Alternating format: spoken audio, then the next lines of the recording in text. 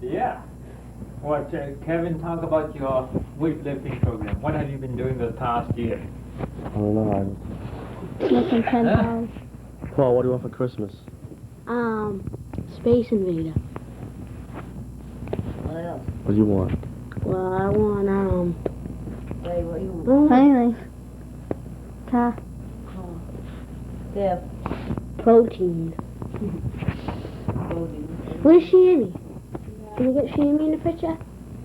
He's right here listening to you all. Hey, you're Let's frozen. see Kevin's massive bicep. Yeah, okay. Kevin, want to show us your biceps? Yeah, okay. All right. Okay. Take one. My name is Kevin McGuire, and I've been bodybuilding for the last year, December 1980. I've been training at the YMCA, and it's not the best facility, but it doesn't make do with what you have. And I believe a strong body, a well body, is the way to a sound mind, and that you have to be dedicated and true, and I have a long way to go still, but I think I can make it as long as I don't give up, keep trying. What else?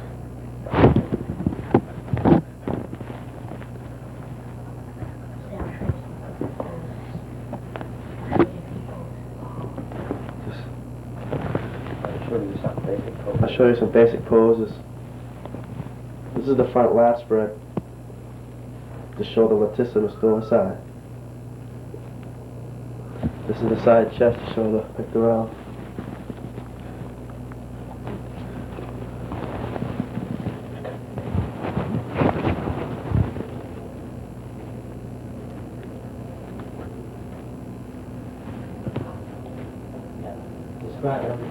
This is the rear latissimus. This is the back.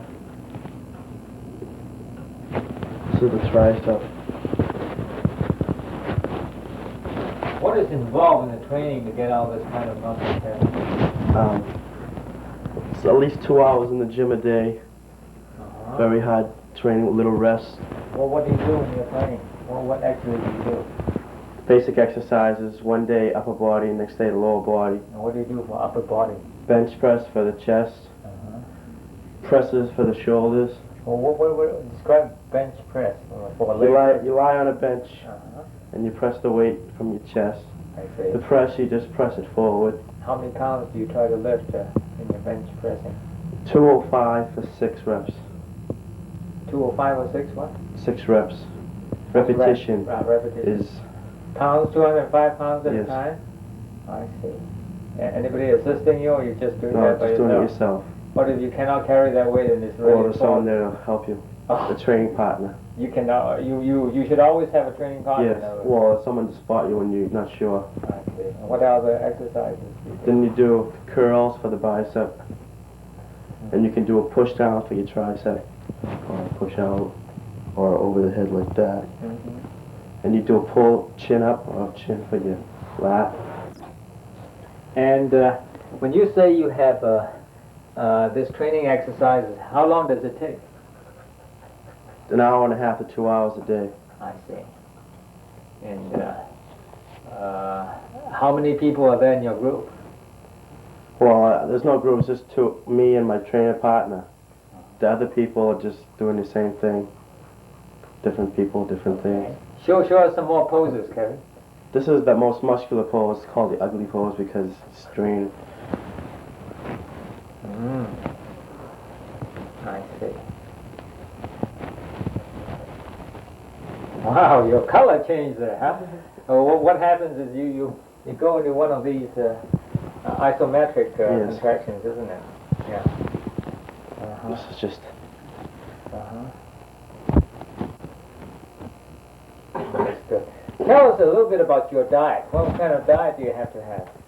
Well, it's very important. The diet's one of the most important parts of this because it's important to what you eat. When you're trying to build the size, you eat high calorie, high protein diet. What is it important to avoid? Important to avoid junk food food that doesn't contribute to what you're trying to do. It's food that just goes to your system and doesn't do any good for you. What do you think is junk food? Give a few examples. Candies, tonic, Coke,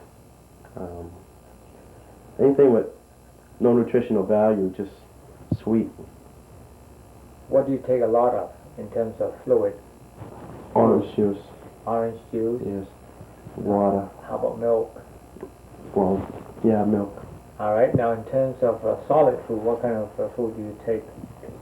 Beef, eggs, meat, peanut butter, tuna fish. I see. Basic high protein food. Is there any limits about where you should try to keep your weight at? Any standard rule or basic rule? Well, there's a height. Basic is by height, but as long as you're not carrying a lot of fat, as long as you're trying to keep the fat down, as long as you're not getting as much solid weight as you can, keep the fat level down and you're all set. Where do you go from here, Kevin? Well, I went into a contest in August in Maine, Oh. and if do good there, I'm gonna go. Who are you going against? Whoever's there. What are there any limits? Is Schwarzenegger going to be there No, competing it's against you? teenage. You have to be a teenager. You can't be over 19. I can't be And over they have 19. height and weight. I see. So They have short class, medium class. the first thing you've got to be a teenager. Yeah, Second thing, you're classified according to weight and height. height. I see. How broad is this? Is this Eastern United States or No, it's just I think Maine. is this a main championship? Well, all around New England. New England Championships organized by AAU, what's that? American Athletic Union. I see.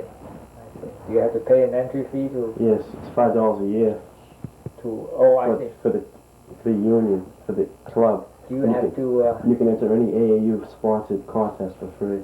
for free? Huh? Yeah, as long as you're a member of the. You have to be a member. How do you get to Maine? You drive, or you get someone to take you. You're going to hitchhike? No. You're going to stay there overnight? It depends on. I'm gonna go up there a week before and see what it's like. A week before and stay there for a week? No, just to go up there and see what I'm gonna do and stuff. Well, which part of Maine is this going to be? Oak Ridge, Maine. Whereabouts is that? It's on the beach. That's all I know. In the winter time on the beach without No, a it's shirt in on? August. Oh, I see. August, huh? Well, okay.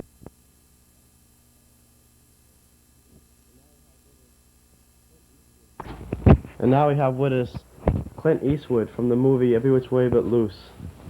How you doing, Clint? Good. So, how long did it take you to film the movie? About 2 years. How was it acting with an ape?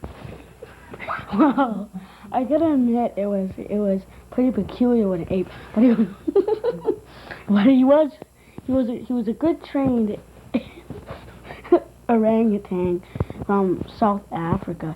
It was pretty fun because you learned a lot. You learned a lot from how to relate with an ape. How long was you in South Africa? I think 1 year. Did you and Sally Fields have fun on the set playing? Yeah. We took a lot of retakes and we had fun. So when's the movie gonna be at the cinemas? It should be coming out around February 12th. The camera. Should be coming around about February 12th. Isn't that near your birthday? Yeah, about exactly 11 days after. So I heard that the movie's supposed to be a big hit. Yeah, it's supposed to be it's supposed to be a good movie, funny and there's a lot of fighting in it. It's supposed to be funny, a comical adventure movie. So what's next for Clint? Well, I think it's gonna be Alcatraz. We're working on a new movie, Alcatraz. Yeah, it'll be pretty good. Where would that be filmed at? Alcatraz. Oh, little humor, huh? Now, ladies and gentlemen, we have Lou Ferrigno, co-star of The Incredible Hulk on CBS. How you doing, Lou? Good.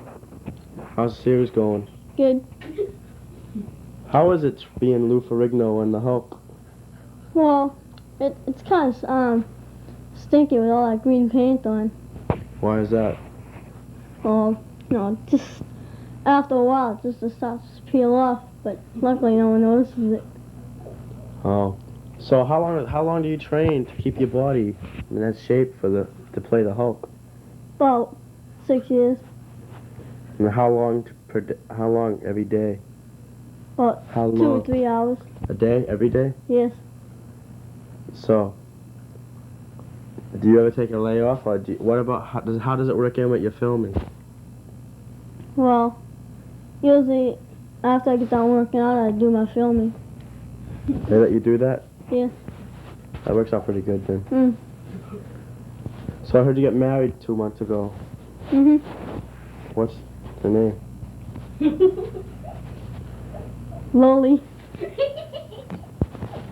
Oh, so where'd you honeymoon at?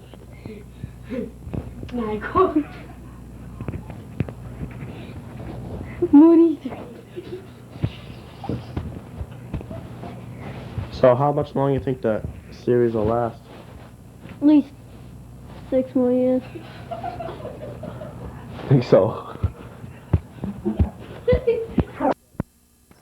Well, ladies and gentlemen, today is December the 23rd, 1980, and we have the privilege of sitting down and chatting with Mr. Kevin McGaughan, who is the firstborn of the McGaughan family. I think these are exciting times, aren't they, Kevin? Yeah. We have come to a milestone, so to speak, in that Kevin is very interested in a lot of things which are important in his life. He is showing unusual dedication in many ways, unusual for a man his age, and I think it shows a lot of promise. Kevin has lately taken up weightlifting. Tell us something about weightlifting. What is involved in weightlifting? Why does anybody want to lift weights? Well, to improve their strength, or to gain size, to get bigger, or to lose weight, to try to slim down, to strengthen your overall body. Now, you're doing it as a hobby or as a self-improvement or As a sport. as a sport? All right. Now, why is there a sport in this? Isn't this a lot of self-punishment involved in this? Not really. When you get into it, it's not really, you don't look at it that way. You look at it as you enjoy it. People don't understand that, but after a while, you can't wait to get to the gym and see what improvements you can make. You look forward to that to see how much advancement you can make, and you're competing against other people in there. Mm-hmm. You know, it's like. How did you first become interested in this sport? There's so many other sports that you could have been. Well, I started with wrestling. In And school. I wasn't never really strong enough to be really good at it, so all my other friends, they lifted weights to get stronger. So I just fooled around with it for a few months. Then after about a couple months, I really started to like it, and I found that I had a good chance in this one sport. Because I've always wanted to be good at something, not just average. And I could never find nothing that I was really good at until I found this. Well, if you have to give advice to anybody about weightlifting, what would be the first 3 pointers that you would emphasize to them? That's very, very important if they want to ever be good at weightlifting. Number one is to find someone that knows a lot about it, to tell you the basics. Number one is not to do too much all at once, because it'd be very discomforting the next day. It'd be too sore and disinterest. You should do very little your first time, just to get used to it. Don't do a lot. It's most people's mistake. They do way too much than they need in the beginning. Are there any good books that you could read? Any good reference manuals? Yes, there's a real good book out by Charles Butler called Strengthening and Weight Training. It's a real good book. It gives an overall view of the... Charles Butler. And who are the publishers? Do you know? Or where could you get the book in? You can get this book at any bookstore. The publisher is Simon and Schuster or something.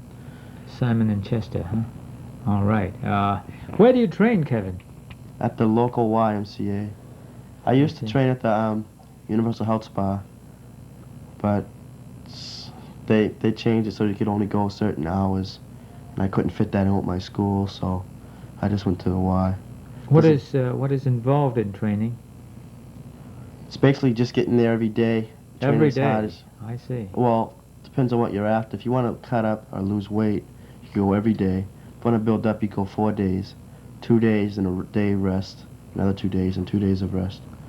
And you go in there and train as hard as you can for 2 hours. You should never train more than 2 hours. Always with someone. If you're gonna go heavy, with use a a lot of partner, weight, you should have yeah. someone there with you, And what's the purpose of that someone?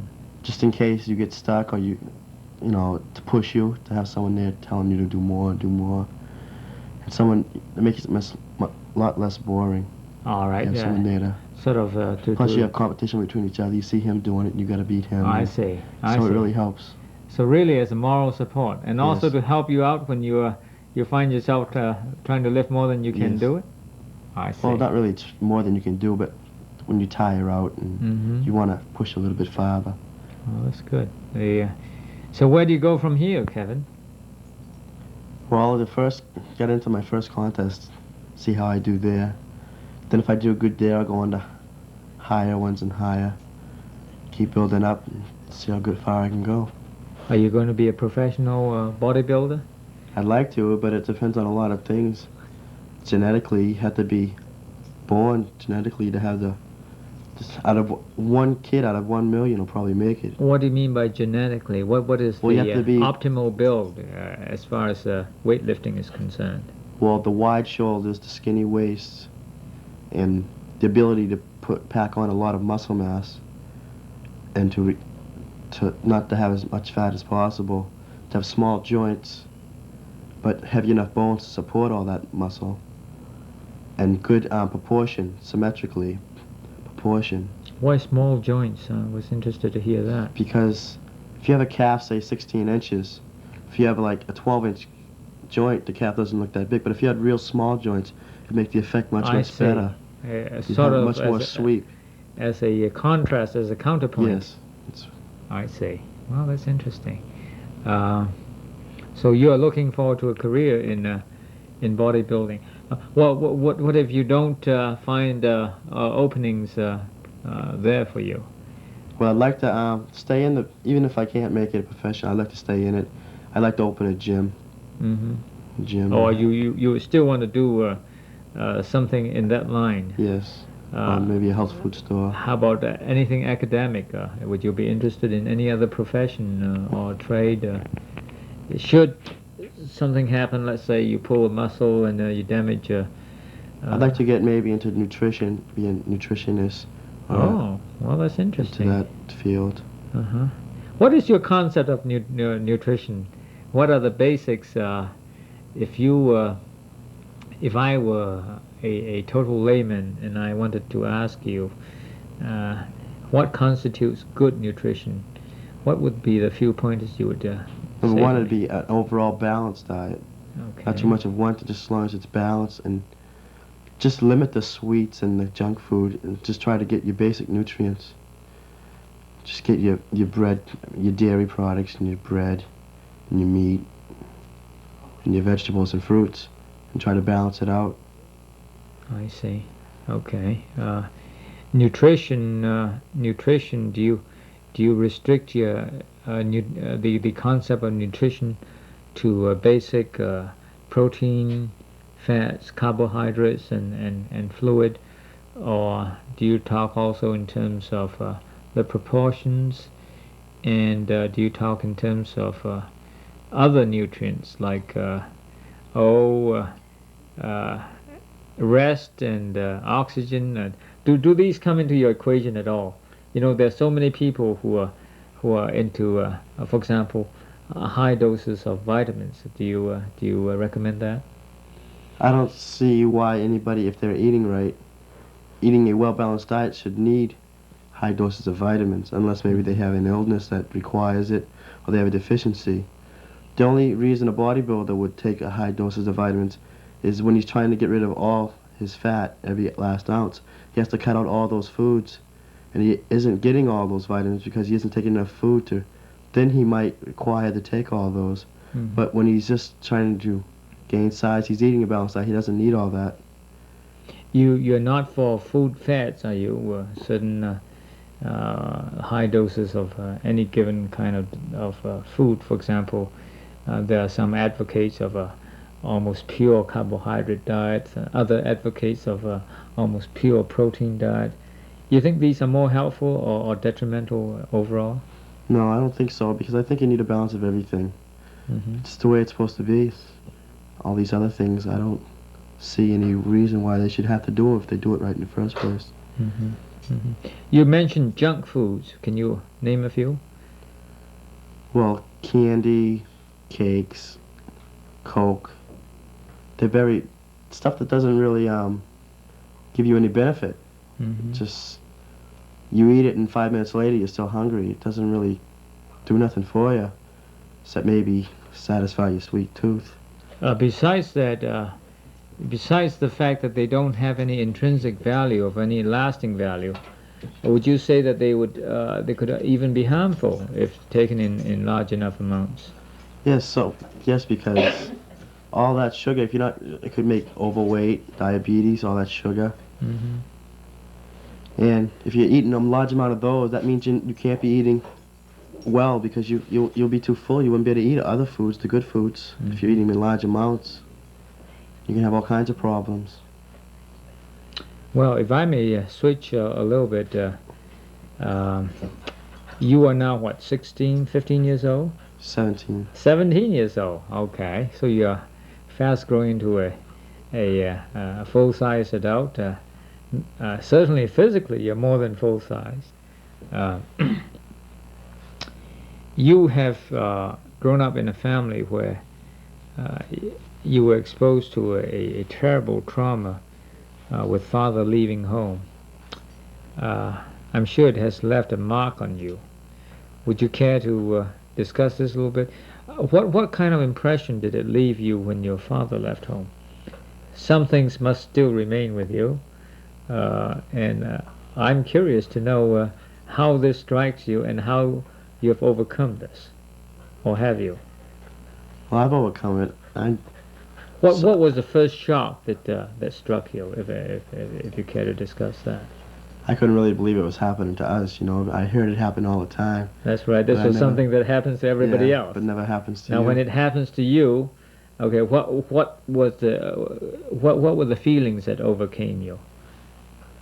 Well, I couldn't understand why, because I always thought getting along good, you know, but so I sort of sensed it in a way, along the way.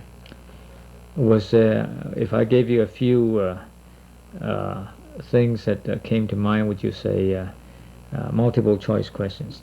Hurt, anger, frustration, bitterness, which of the above?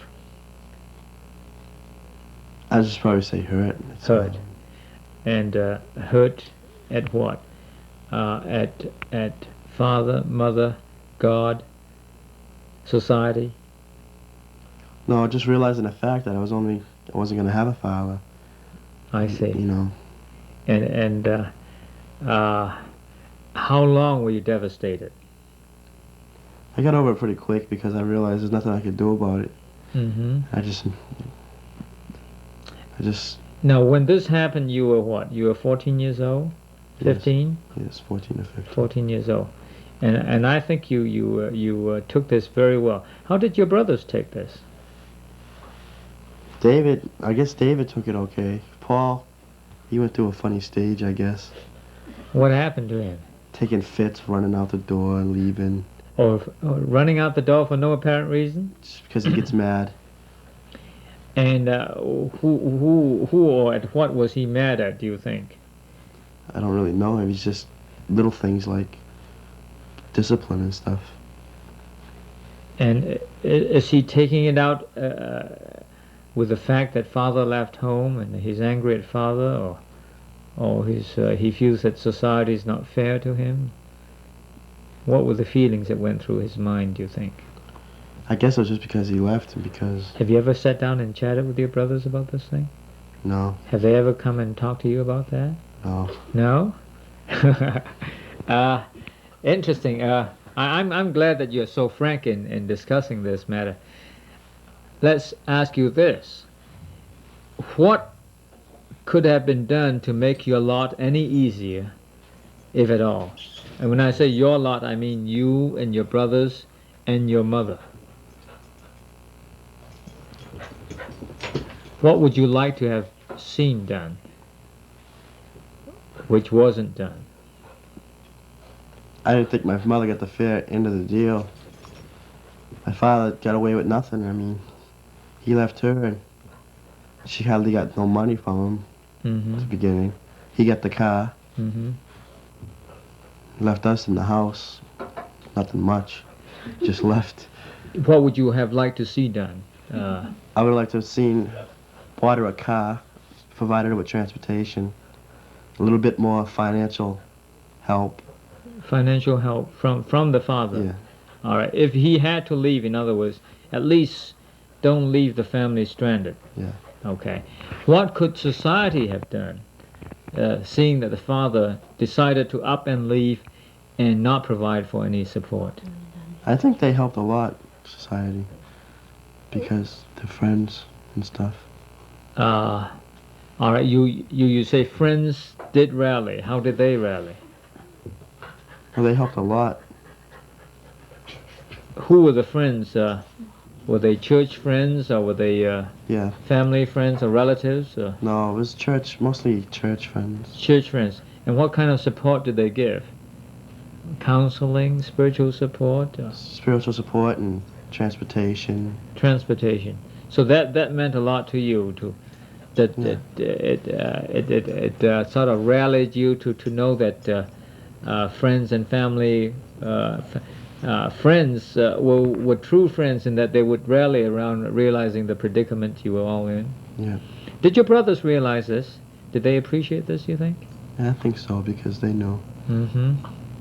Well, now that you've gone through this difficult time, you've gone through this watershed time when I'm sure there were many nights you couldn't sleep and you wondered how come this should have happened to you at this stage in life.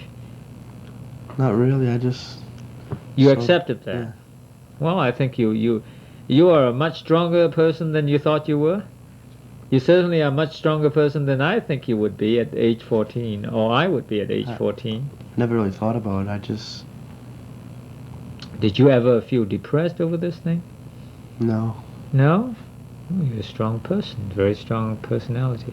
Because I would have fallen apart. Did your brothers fall apart, besides Paul, you say, running out the house? I couldn't really notice. I haven't really noticed. Uh-huh. Maybe they did. I didn't notice. I see. Well, I think these things do happen, and more than that, I think more and more the society is going to be such that every man looks out for himself, and that's about it. I happen to believe that one has to have a very strong sense of orientation, and the vertical orientation, of course, in my book is orientation in the sense that we know God, we have a personal relationship with Him, which anchors us, as it were, despite all else that goes around, which is all a swirling mass of uncertainty and disappointment, letdowns, I think is a better word. We all feel it, or we will feel it if we haven't so far. And I think you've had one letdown. Would you describe it as that? That's a letdown. Yeah. You did not expect it, you did not deserve it, and it happened to you. So that was a letdown. You come through very well, and I would say this is December 1980. Maybe if we had a chance to sit down in December 1981, you'd have a different story to tell, and I think it would be a far more interesting story. And so here goes, ladies and gentlemen, Mr. Kevin McGon, a self-made man, hasn't quite arrived yet, but he is fast arriving. And we hope that in a year we can come together and discuss where we, each of us, Kevin and myself, have arrived in a year's time. Thank you. We're going to sing you a Christmas carol, Away in a Manger.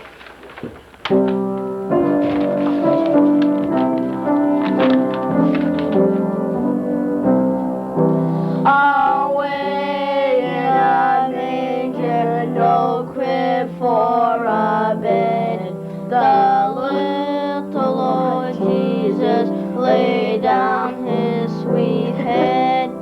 The stars in the sky looked down where he lay, the little Lord Jesus asleep on the hay.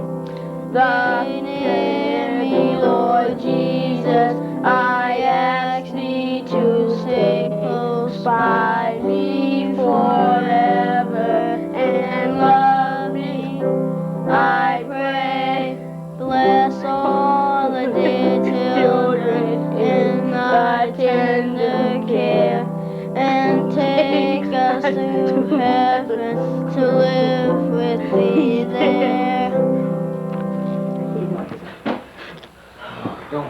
Don't do that. Paul. One step behind him, we won't sing. Let's go. We're gonna sing Hark the Herald Angels Sing. Hark the herald angels sing, glory to the newborn King, peace on earth and mercy mild, God and sinners reconciled.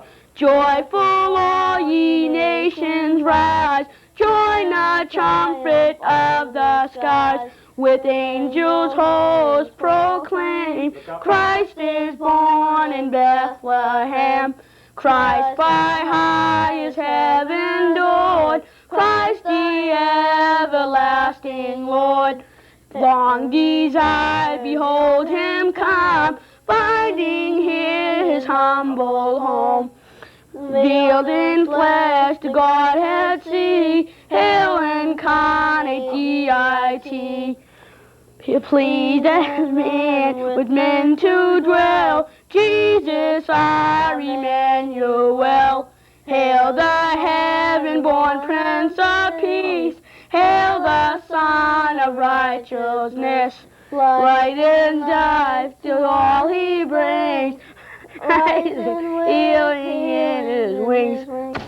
This is Friday, June the 5th, 1981, and we're here to celebrate a milestone in Kevin McGaughan's biography. And we hope that there will be many such milestones to be recorded on this tape. Kevin, as you know, has just graduated from high school at the Lowell High School, and there he is. More than that, he has come in. He has won the trophy. He's come in fourth in the Massachusetts weightlifting championships for teenagers. Is that correct? All right. Tell us something about yourself, Kevin. What?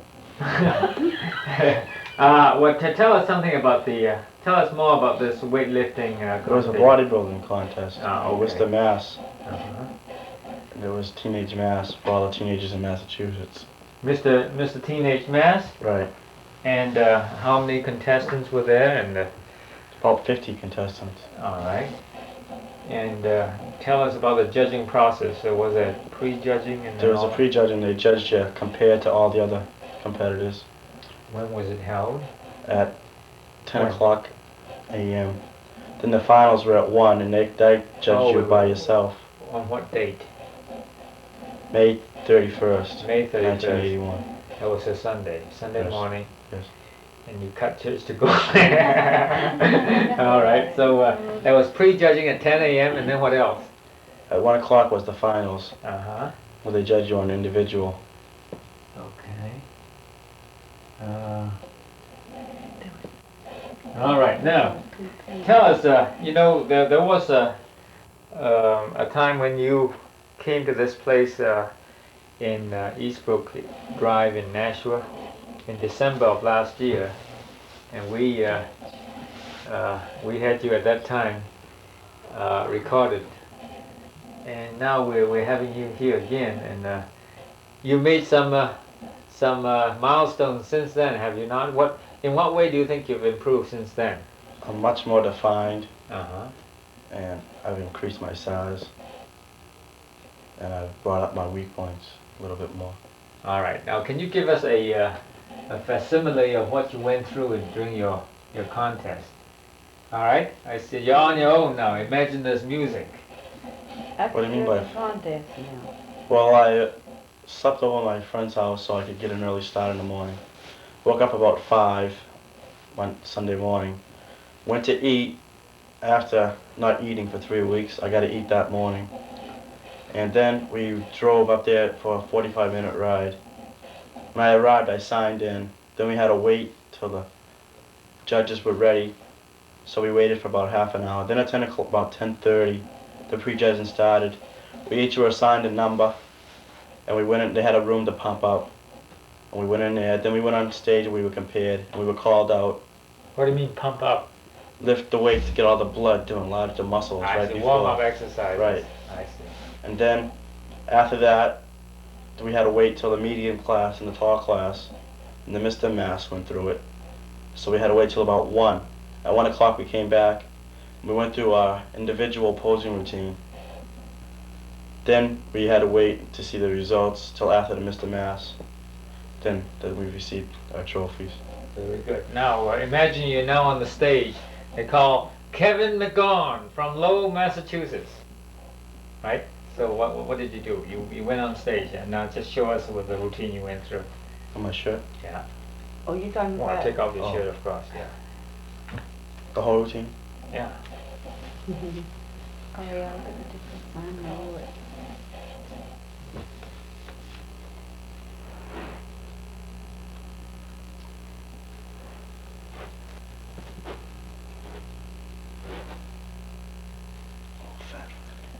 Oh, you too much? You didn't wear your... It looks better if you hold it out short. Oh. Can you see? Mm-hmm. Because we won't be able to see your thighs and calves. I think we should have you back off a little bit, Kevin. Yeah, I want to see more of you.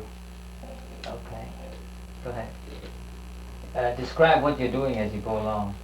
Well, I don't know. I'll have to describe it after because Can't do it while he's doing it. this is just the individual. This is supposed to be see how artistic the competitor can be. Mm-hmm. You want me to just do the routine? Yeah.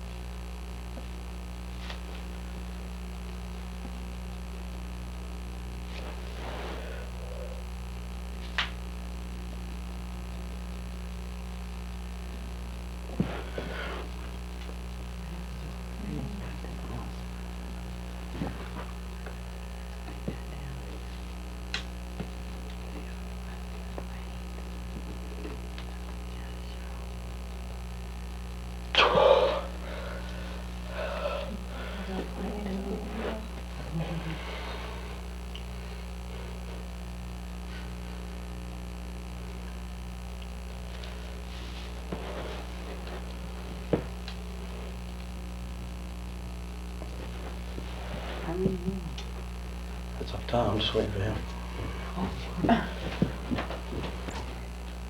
Well, of course, tonight we have another milestone here with Kevin. He is.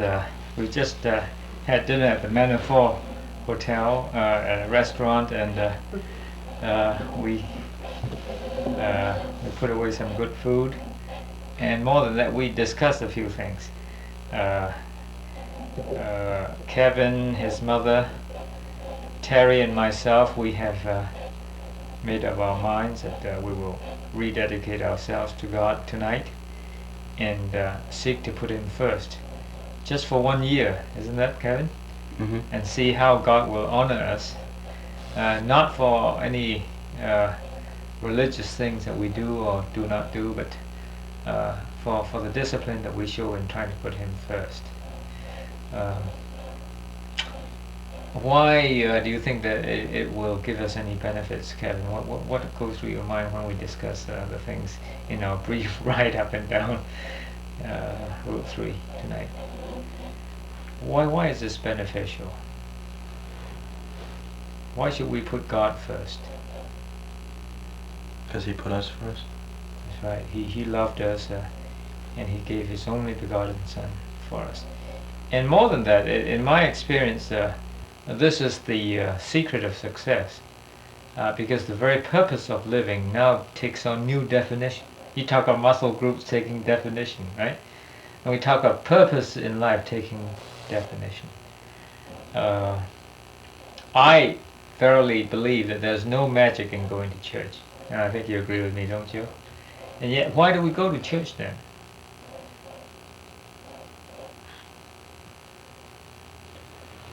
As a demonstration of what? Dedication. Of dedication and discipline. And as a testimony to others. Testimony about what? Testimony that God means what? God means everything to us. Yeah.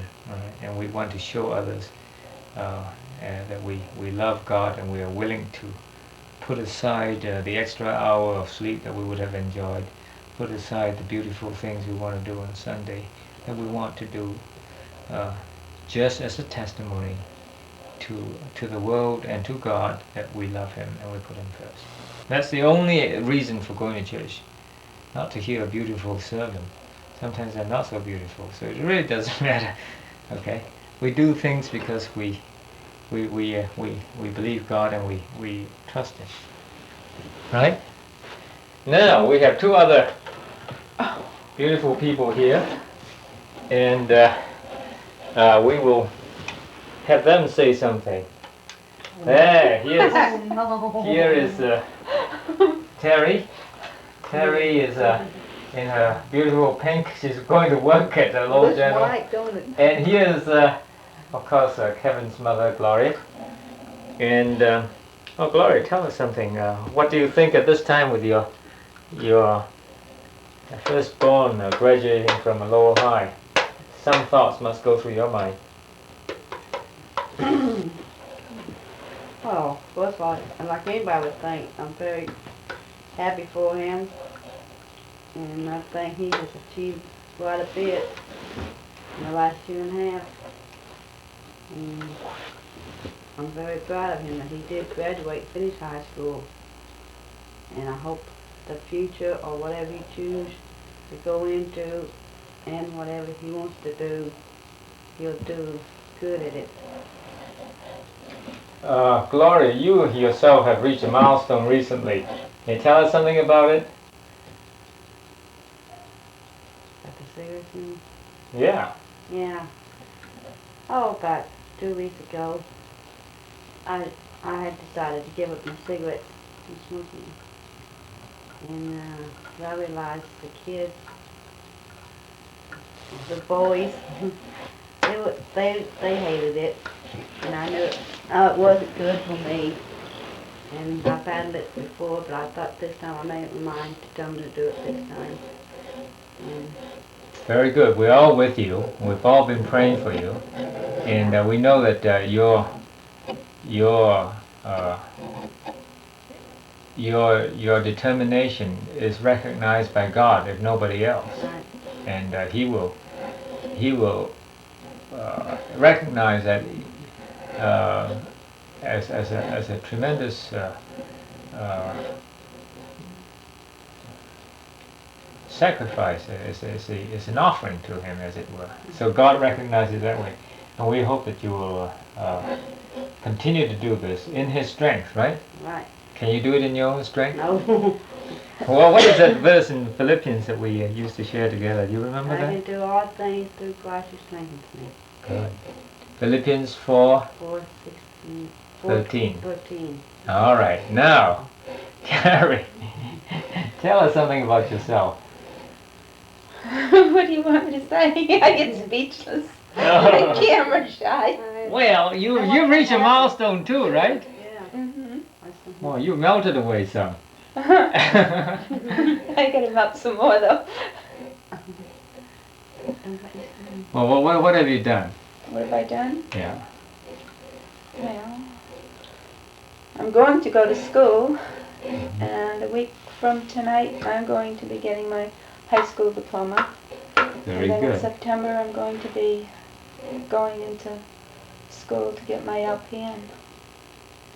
And you lost some weight. 20 pounds. It wasn't easy, huh? No. But it's worthwhile. Mhm. What happened to your back? You had some back problems? Mhm. Tell us about it. What kind of? Well, I got hit by a car last July, and my back was really bothering me.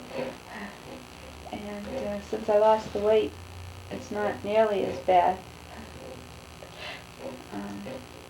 And you've learned to overcome that Mhm. handicap on the back. And I want to lose some more weight. After the meal we had today, I'm going back on my water diet. Very good. Okay.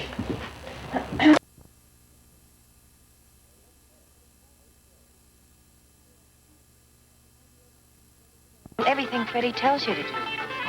Yeah. I do everything Freddie tells me to do. Sonny, if you want to tell Freddie to get off your back, that's your choice. You're gonna get in a lot of trouble talking like that. I want to be your friend, Sonny. And anytime you want to take a long walk out of this sewer, just let me know. I'll help you, okay? I promise you.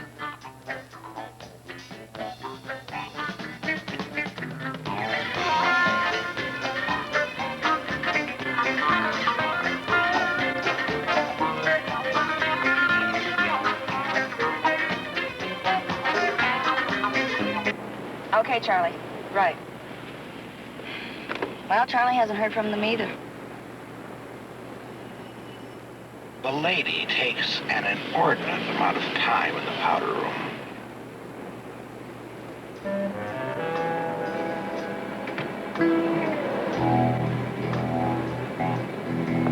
What the devil?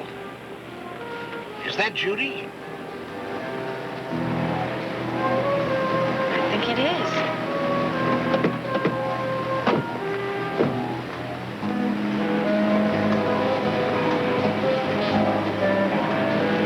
Bosley, your handbag. It's like the one Rose was carrying.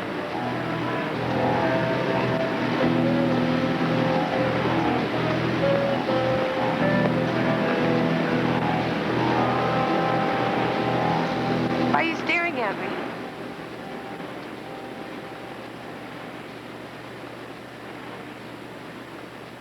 Judy. Rose. No wonder you kept disappearing. That's supposed to mean. You don't understand? What are you talking about? Well, I understand you're starting to get on my nerves. What do you want, anyway? Looking for a couple of friends around. Hey, maybe you've seen them. Kelly? Tiffany? No, I don't know them. Rose does. Rose? Who's Rose?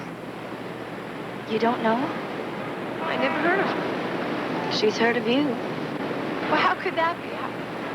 How could she know about me when I don't know her? But you do know.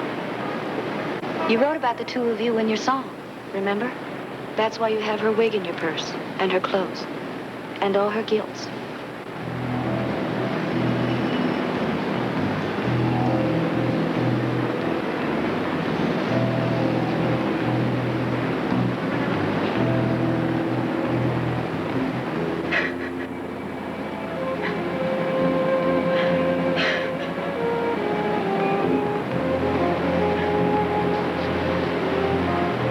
You're gonna be all right, you know. Somebody that knows a whole lot more about this than I do will straighten it out for you. But right now, we need your help. I two friends, Kelly and Tiffany. They went off with Rose and a man named Freddie. You need to know where they went. Do you understand what I'm saying?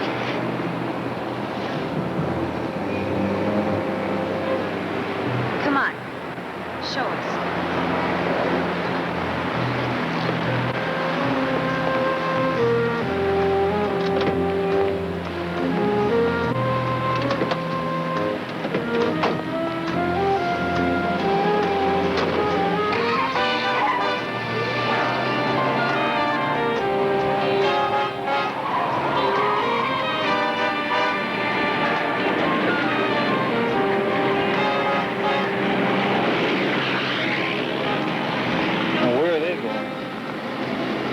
But like Georgia said, they all got the smell of cop.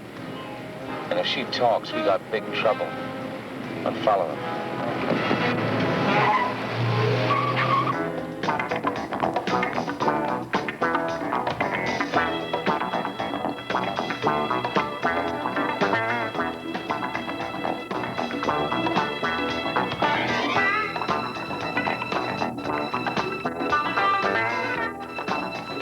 Here, let me do that. Yeah, babe, yeah.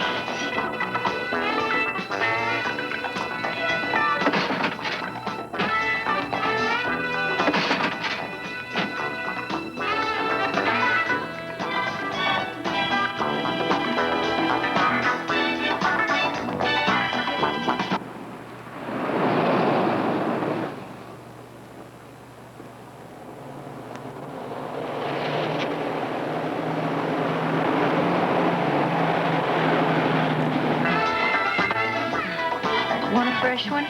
No, thank you, I'm fine. Oh, come on now. You can't party on empty, huh? Right? Right.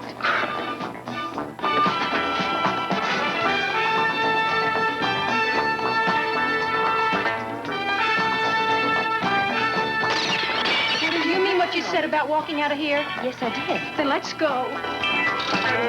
Yeah, we gotta get out of here.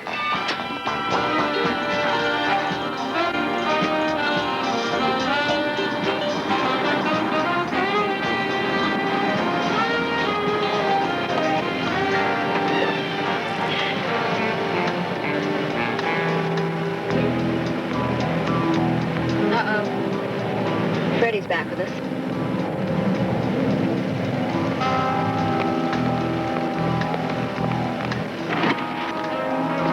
Judy? Get her. Judy!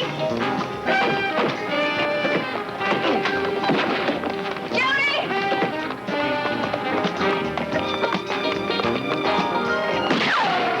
Hold it! Judy, stop!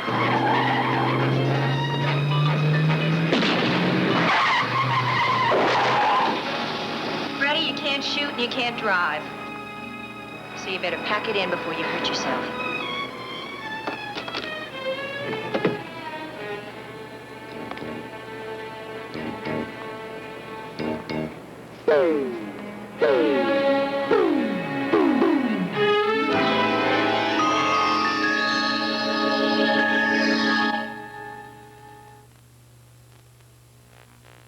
Charlie's Angels will return in a moment.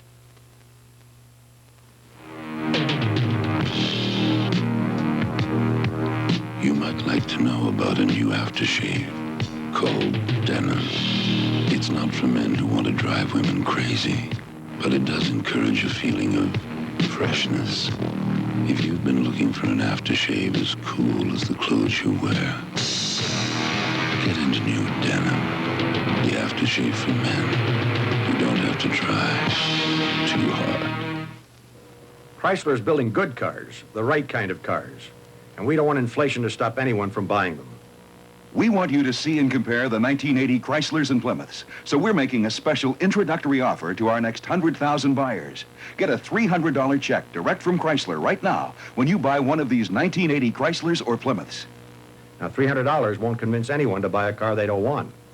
But it may convince a lot of people to compare our products. And that's all we're asking.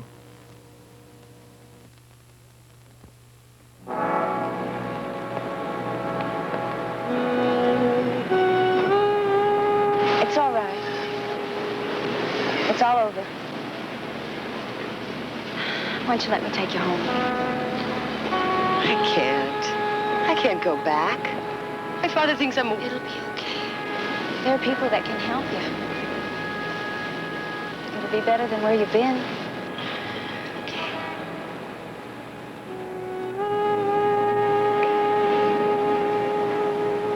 If I could see the sum of I and me, the total of the we, what would the total be? If I could see, if I could see.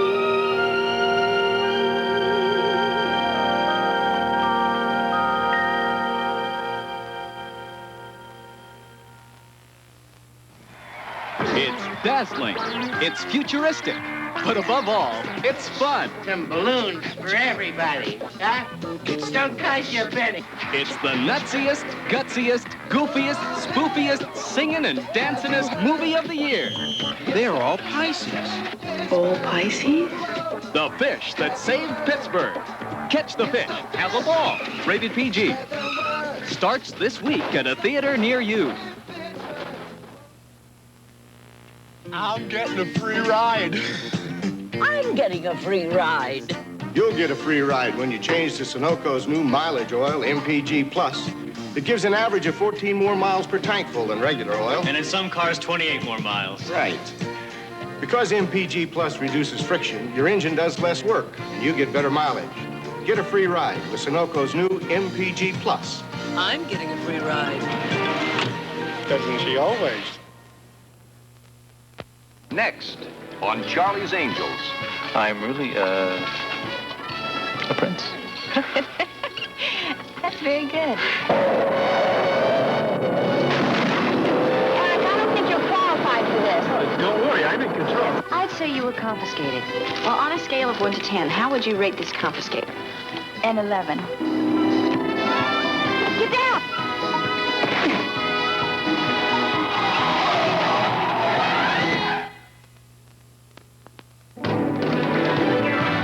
This is David Hartman. We'll meet a man who went to Peru to find adventure and found gold, and the Captain and Tennille tomorrow on Good Morning America.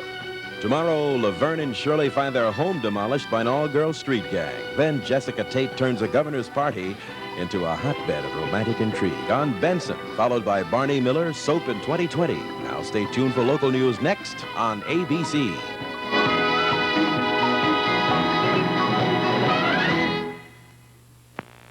Don't let this happen to you. Have your monthly government check deposited directly in your account where you know it's safe. Use direct deposit.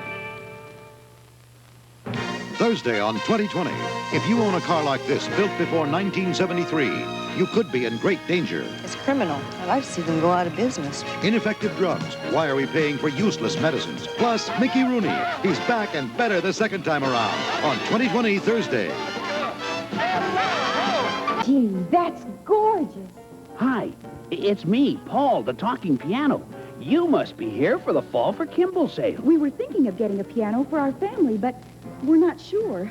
Kimball makes all kinds of quality pianos, so you know there's one that's going to fit your home and your pocketbook beautifully. Let's go inside. Just say Paul sent you. Save up to $700 in all Kimball pianos during Daryl's Harvest of Savings sale. Daryl's Music Hall's two great locations, Concord and the Mall of New Hampshire, Manchester. Grapponi invites you to try the dramatically new 1980 Pontiac. Trim, roomy, and efficient. The exciting Firebird, the new Grand Prix, Le Mans, Grand Am, Pontiac Safari wagons, and the new fun-to-drive Sunbirds. And discover the only American-made four-wheel drive automobile, the new AMC Eagle, and the entire line of 1980 AMC car and Jeeps. Grapponi, Pontiac AMC Jeep, off I-93, exit 15W to 167. Time. Today, Bay State Senator Edward Moore Kennedy announced he's running to become the 40th President of the United States. In Boston, Senator Edward Kennedy mounted his challenge to unseat President Carter. With his wife and 3 children on the stage, his mother and other members of the Kennedy family in the audience, the senator described a nation in crisis and said that he was ready to take a stand. And therefore I take the course compelled by events and by my commitment to public life. Today I formally announce that I'm a candidate for President of the United States.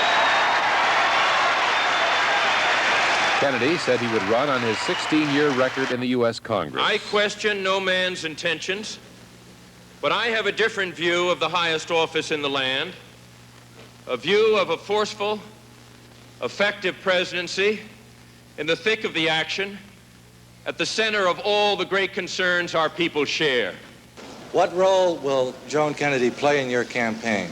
I look forward to campaigning for him.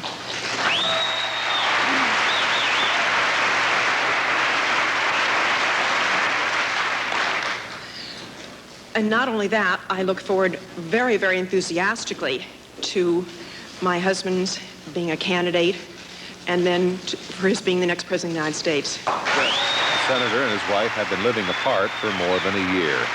Chants of "We Want Kennedy" echoed inside the hall and among the thousands of Bostonians who stood outside listening to the speech over loudspeakers as Kennedy left on a cross-country campaign trip. Bill Owen, ABC News. Within a matter of hours after announcing he was seeking the presidency, Senator Kennedy, complete with full entourage of staffers and reporters, stepped off one of two airliners specifically booked for today's big event. The senator took that first big step onto New Hampshire soil, the home of the nation's first presidential primary. After greeting a small gathering of well-wishers at Manchester's Grenier Field, the Kennedy motorcade was off for the Chateau restaurant in downtown Manchester, where hundreds had gathered outside to get a first-hand look at the presidential contender. Inside the Chateau, another capacity crowd awaited the Kennedy appearance. Kennedy's New Hampshire address was underlined by a basic theme: Jimmy Carter has tried and failed, and now it's time for change. Kennedy looked back to the American Revolution 200 years ago. My friends, at that time, the problems that were facing those American colonies were overwhelming. But there was no decline in the American spirit, no lack of willingness to come to grips with the problems we were facing at that time.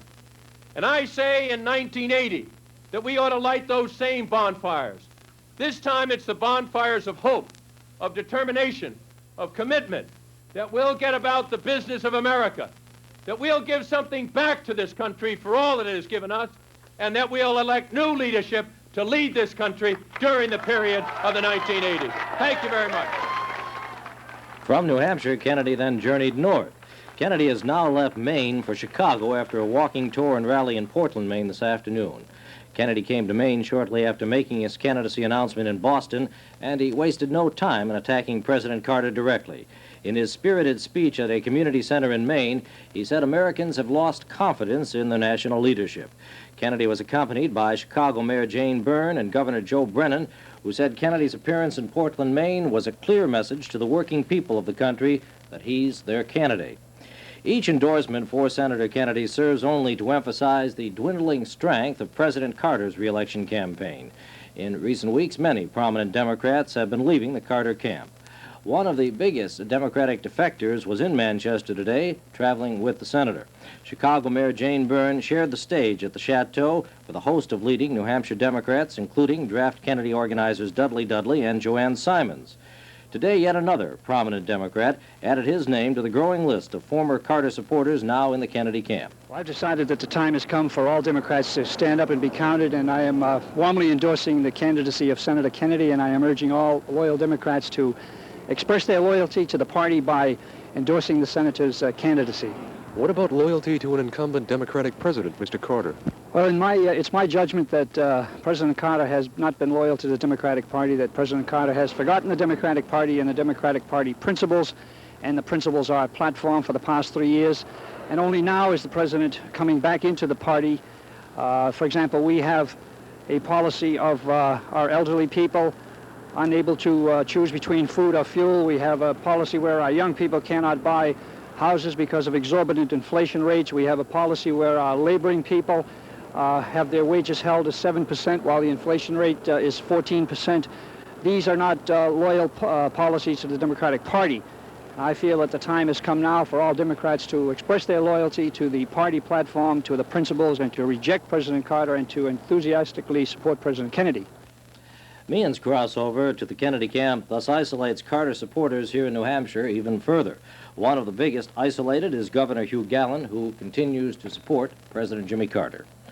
Luck ran out today for the organizer of the Circle of Gold investment scheme. A jury in Hillsborough County Superior Court found Arthur Henault guilty of 7 counts of selling securities without a license in connection with that scheme. The verdict against the former Pelham, New Hampshire police officer came after only 1 day of testimony. Henault and his wife cried as they left the courtroom today. Henault's attorney said sentencing will be delayed for several weeks while a probation report is prepared. Henault and his former attorney also face contempt of court charges for failing to abide by a court order to surrender the money from the scheme last spring. Convicted murderer Robert Breest has lost an attempt to be released from prison. He charged he should be released because of the conduct of state attorneys during his trial. Breest said the state withheld testimony favorable to him, did not say the key witnesses against him would be given a new identity in return for testimony, and allow the witnesses to lie on the stand. The state Supreme Court already rejected an appeal on those grounds last year. U.S. District Court Judge Shane Devine said in his ruling that the state action did not affect the outcome of the Breest trial. Breest was convicted in 1973 of killing 18-year-old Susan Randall, whose body was found on the ice-covered Merrimack River in Concord 2 years earlier.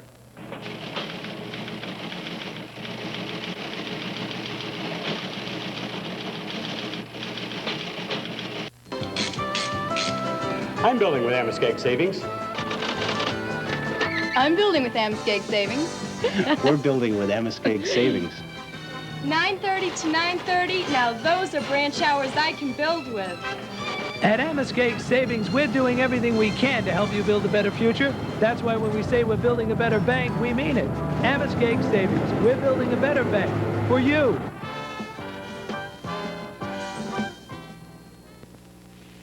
This is McDonald's Space Command. The all-new Happy Meals are approaching. That's us! And now we come in 6 all-new exciting space boxes with a prize in every box. Inside, your kids will find a hamburger, a regular-size soft drink, a regular-size fries, and a McDonald's Bland Cookie Sampler. 6 all-new McDonald's Happy Meal space boxes covered with interplanetary jokes, riddles, and games. McDonald's Happy Meal, you're cleared for landing. Here we go! The all-new Space Happy Meals are waiting for your kids at participating McDonald's now. A U.S. official said today that American hostages held in the U.S. Embassy in Iran are being pushed around, abused, intimidated, and mishandled. But he said there's no evidence that any have been seriously injured. The official asked that he not be identified. He said there's no evidence that any of the estimated 60 American hostages held in the U.S. Embassy in Tehran have been beaten, stabbed, or shot. Meantime, the State Department says it's been informed by the government in Iran that Ramsey Clark and William Miller should not continue on their journey to Iran at this time. They had set out for there at the direction of President Carter to try to negotiate the release of Americans being held hostage in the U.S. Embassy in Tehran. A spokesman said it is the department's hope that Clark and Miller will be able to proceed with their mission as soon as possible. He said they'll remain in Istanbul pending clarification of the situation there. Elsewhere, Representative Tip O'Neill, the Speaker of the House, called on Iran's the Ayatollah Khomeini today to arrange for the release of Americans being held hostage in Tehran, and he sent a letter to Khomeini signed by members of the House making that request. But some members took to the House floor to decry the taking of the hostages and to call for retribution. More in this report from ABC's Vic Ratner. When the House convened, members were full of fury and frustration at the Iranian situation. Speaker Thomas O'Neill asked his colleagues to sign a letter to the Ayatollah Khomeini urging release of Americans in Iran. But O'Neill's hope that House members would keep calm went mostly unheeded. America is being driven to its knees with an ever-increasing consistency by third-rate terrorists who are secure that they will be completely safe from American reprisal. The time is now for the United States to stop turning its other cheek. Even the most gracious host must slam the door on disruptive intruders. We must pull the welcome mat from those who violate the sanctity of the terms under which they were originally admitted. I have suggested to the White House that the United States immediately incarcerate the representatives of the Iranian government serving at their nation's embassy here in Washington and anywhere else in the United States, and that these Iranians not be released until all Americans in Iran are returned safely to the United States or to their duties in Iran. Despite the administration's hopeful tone, many members said they fear for the lives of the American hostages in Iran. Vic Ratner, ABC News at the Capitol. Protests from a state representative from Bow, New Hampshire have led to a delay in action on approving a hike in the tolls on New Hampshire's major highways. Representative Peter Steyo told the Executive Council today the traffic on Route 3A through his community would increase if the tolls went up on the Everett Turnpike. He wanted the toll hike postponed until something is done to ease the traffic on that secondary road. Highway Commissioner John Clement said the increase in Route 3A traffic cannot be tied to the increase in the tolls and said he could continue to work with Steyo even if the tolls went up. But the council voted to delay action on increases for 2 weeks to allow the highway people to come up with some suggested solutions to that 3A problem. The owner of a Laconia theater who canceled the scheduled showing of the controversial movie Life of Brian has now apparently changed his mind. Richard Beaupre, owner of the Colonial Theater, said today he hopes to show the movie perhaps as soon as next week. He said he's trying to rebook it now and might know by tomorrow if he can. The movie is allegedly a parody of the life of Christ. Beaupre canceled the scheduled showing of the film last Friday night following protests by a number of people in the area, including numerous church groups. However, those protests brought an immediate response from people who think the movie should be shown, including the New Hampshire Civil Liberties Union. Speeders, beware. New Hampshire State Police soon will have some eyes in the sky to help monitor the speed limit on our state's highways. The governor and the Executive Council today authorized the police to accept a $69,500 federal grant to buy a traffic patrol airplane.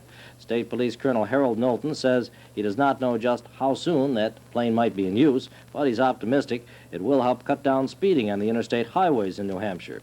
He says a state trooper in the plane will determine just how fast a motorist is driving by timing how long it takes a car to travel between painted marks on the highway. If the car is speeding, the plane would radio ahead to state troopers on the ground, and we all know what that means.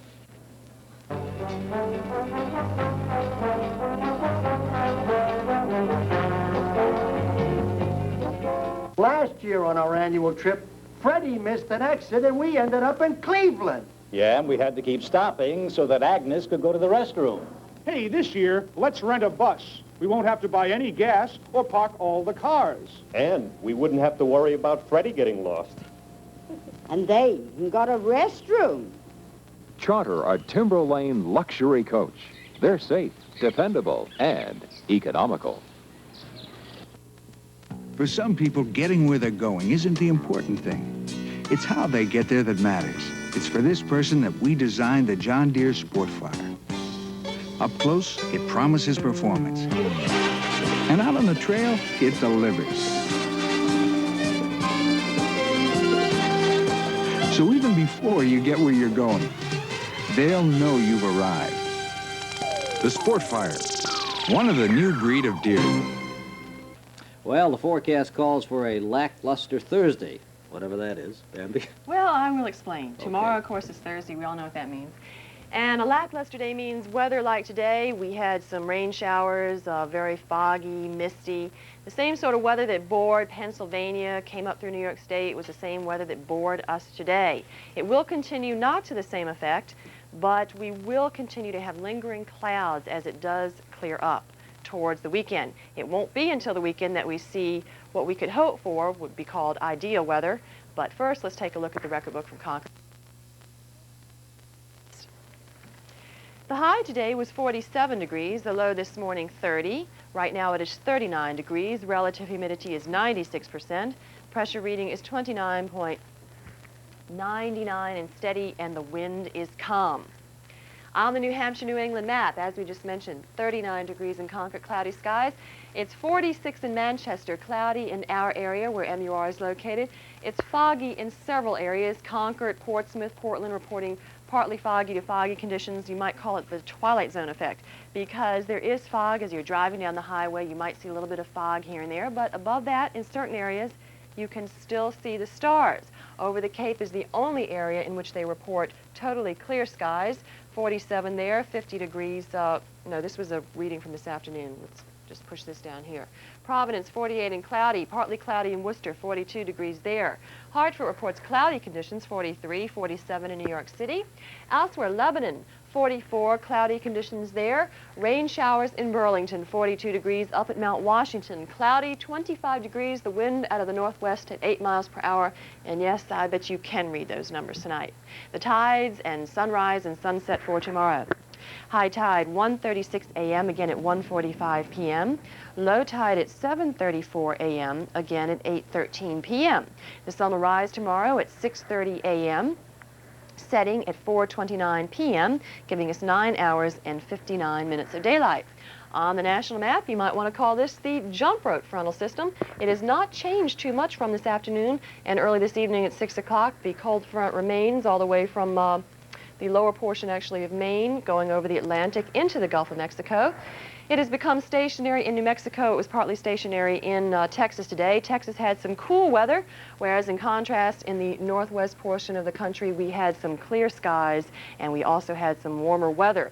You see some clouds going over the midsection of the country. That is coming our way. We don't need to worry about that right now.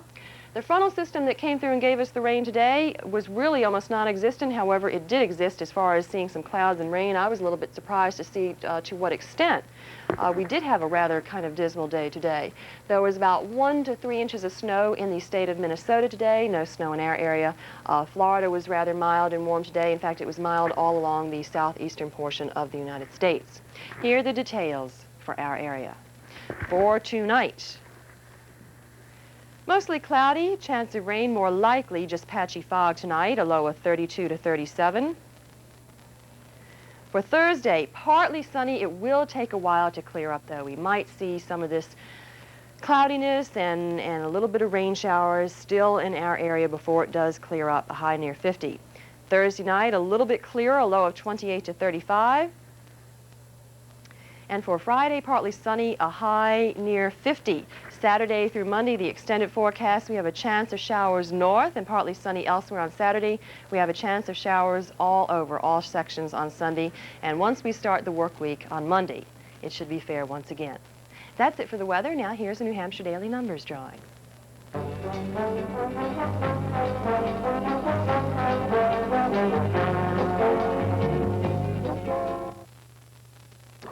Good evening. Jim Bartlett for the New Hampshire Sweepstakes Commission, the Daily Numbers game, Wednesday, November the 7th.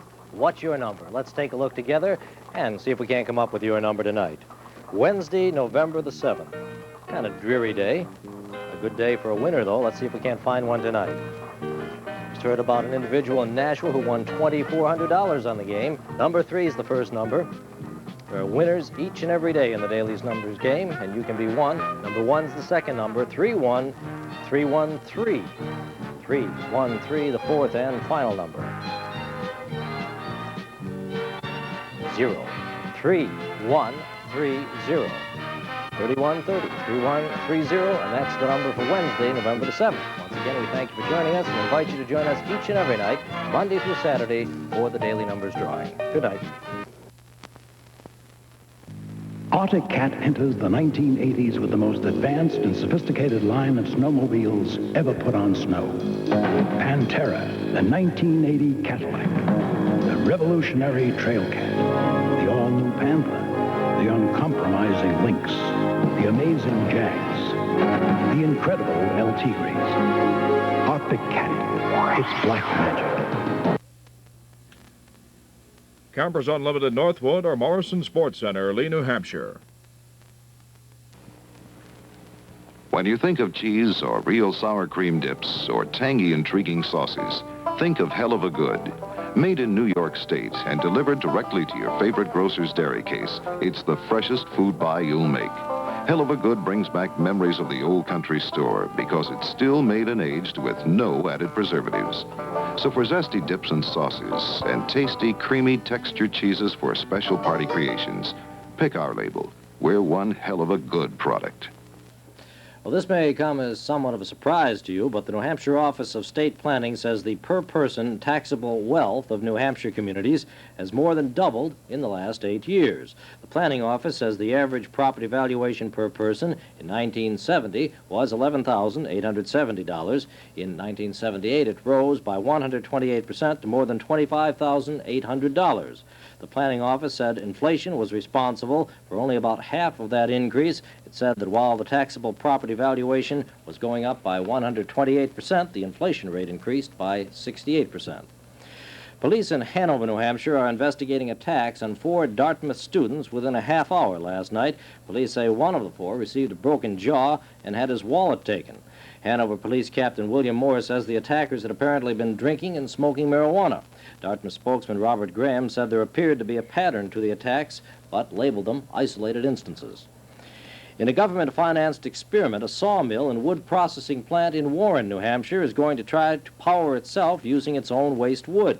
Congressman Jim Cleveland says the Federal Energy Department has awarded a grant for $202,000 to help the Allen Rogers Corporation of Laconia to convert its oil-powered system to one that would run on gasified wood. Field hockey highlights tonight's sports with Bambi next.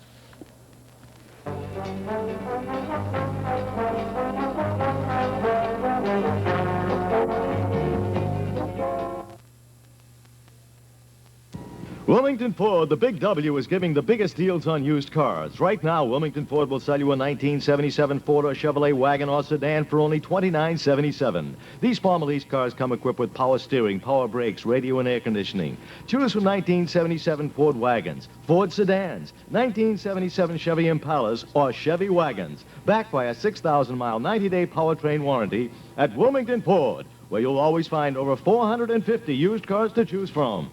Rust. Ugly rust, metal's #1 enemy, costing you plenty in damage to the things you need and enjoy. But now, there's Trustan, your first-aid treatment for any rusted surface. Just brush it on before you paint. Trustan actually converts rust into a new metal that fights corrosion.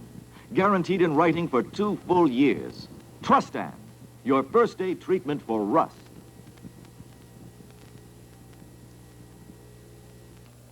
Good evening once again. Lots of scores, so listen carefully if you have a favorite team you want to listen for. NBA action, of course, Boston is our favorite. Boston 117 over San Antonio 105. Philadelphia 110, Kansas City 102. It was Indiana over Portland 97-90. Atlanta 115 over Detroit 107. In the third, Houston 76, New Jersey 74 at the half. Seattle 54, Denver 51. In the first, it's San Diego 31, Phoenix 25. In NHL action tonight, a final, the Rangers over LA 8-4. It was Detroit over Edmonton 5-3. Washington over Winnipeg 6-3. A tie for a final, Montreal 3, Pittsburgh 3. This final just in, Philadelphia 4, Quebec 3. In the first, Toronto 2, St. Louis 0. I used to play field hockey. It's an excellent game. It didn't get the coverage that it deserves then. It's not really getting the coverage it deserves now, but it's getting more. It's come of age. It's making sports news tonight. In Class A, Oyster River defeated Kearsarge 2-1. Mascoma shut out Pittsfield 1-0. In AA competition, Hanover beat Exeter 2-1. No score in for Londonderry against Kingswood, and the big tournament will be played this Saturday in Concord at Memorial Field. At Seabrook tonight, the first daily double 4 and 6, $26.20. The second daily double 1 and 5, $44.60. The twin trifecta carryover pool, $2,278.10. The superfecta tonight, 5, 7, 8 in all, $2,650.50. It's goodbye, Bob Watson, and it was nice while it lasted.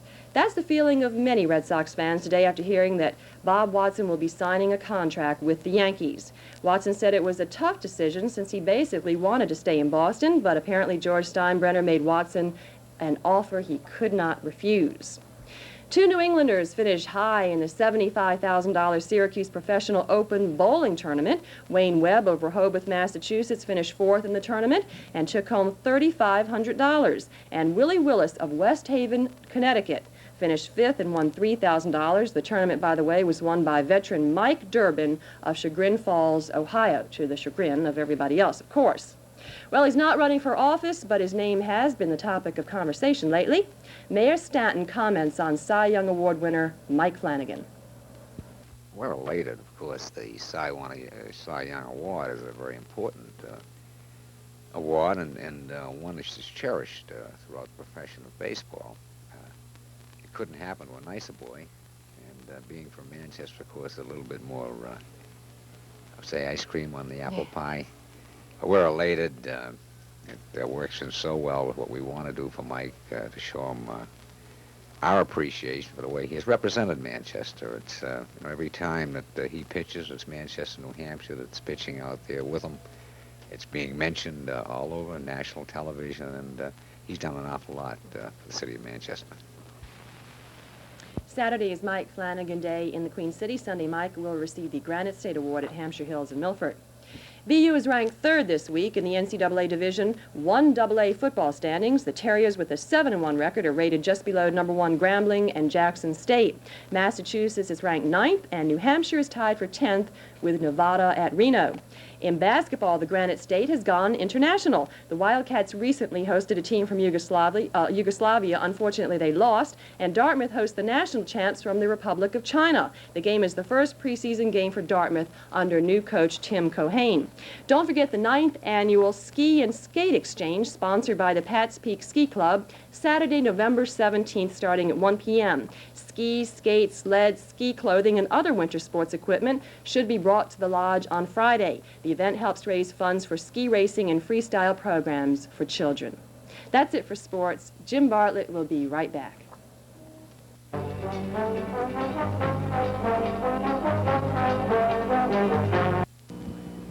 I'm here to remind you to do something you've meant to do a dozen times. I'm here without props, alone, because I want you to think only about what I have to say. First, remember this number. I'm here to remind you to subscribe to the Wall Street Journal. I don't need to tell you why, because you already know. If you've ever worked for a living, you know. The Wall Street Journal is the only national daily business publication. Every business day, the Journal reports to its readers everything happening anywhere in the world that can affect them, their jobs, their future. You, your job, your future. The Wall Street Journal. If you call 1-800-331-1008 now, you can get 20 weeks of the Journal delivered to your home or office for just $22. You've been meaning to subscribe to the Journal. Now do it. 1-800-331-1008. 20 weeks, 100 copies for just $22. And finally, in closing, this footnote. In recent months, New Hampshire Senior Senator John Durkin has been spearheading a drive to see Ted Kennedy on the presidential ticket. Well, today that effort paid off for Senator Durkin and for many others. But as you're about to see, Senator Durkin may have worked just a little bit too hard for the Bay State Senator. In his Manchester address today, Senator Kennedy, tongue-in-cheek, suggested that he would like to set the record straight. It is Senator Ted Kennedy who is running for president, and not New Hampshire's Senior Senator John Durkin. Thank you very much. John Durkin. You know, when John was giving that fiery, passionate speech, and he laid all those goals out, and then he said, and now we wanted to ask you, who do we want for president? And I was just holding my breath. And hoping you're going to say Ted and not John, I'll tell you.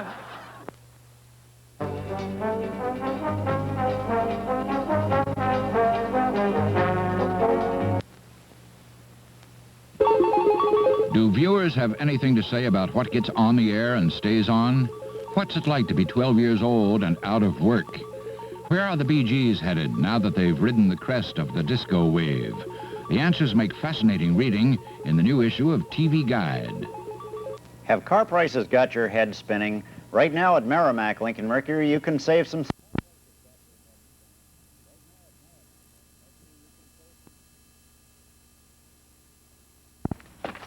Who are you? We are Czechs. We escaped to Kiev, and then we ran away from Kiev. Why? Does it matter?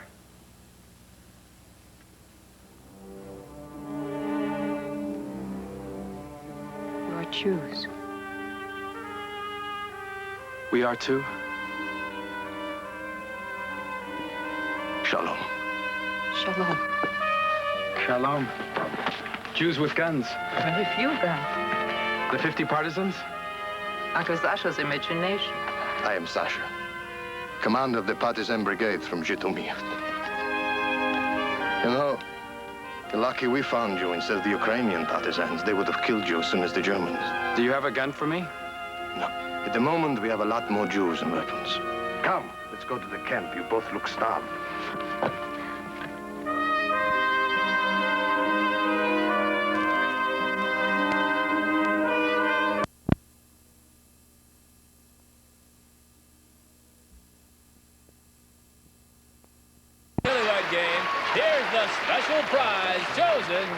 for you. Your very own brand new quality crafted piano. That's right, Susie and Fred. You've won the magnificent Courier. The piano with quality for today's student and tomorrow's performer.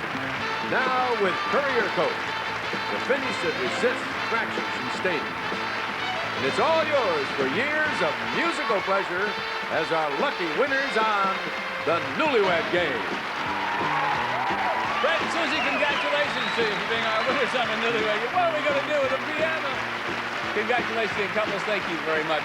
Hey, this is one of my favorite times right now because we have just a little bit of time and we get letters. We get lots of letters from all of you who ask me to try to help solve some of your problems, and I do the best I can.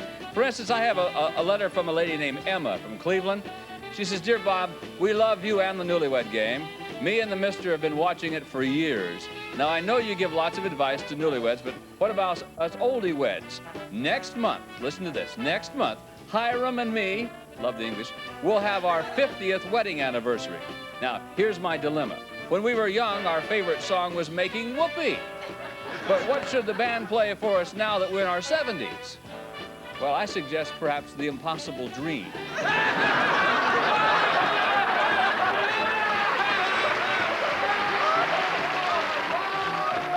Wait, we have time for another one. "Dear Bob, I'm really miffed and only you can help.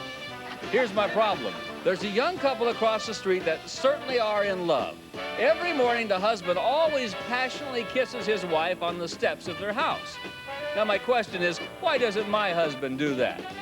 Well, he probably doesn't know that guy's wife well enough, I assume. Hey, we have to go. I'm Bob Eubanks. We'll see you next time. Goodbye for now.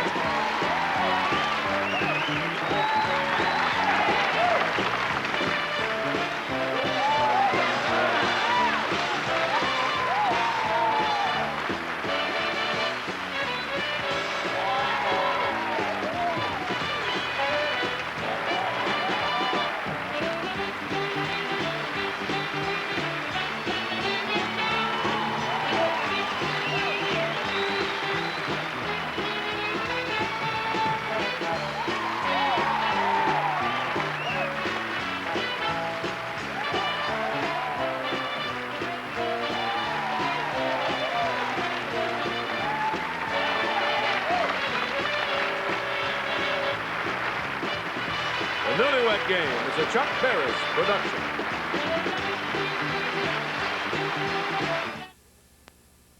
Here's Jim Fix, author of The Complete Book of Running.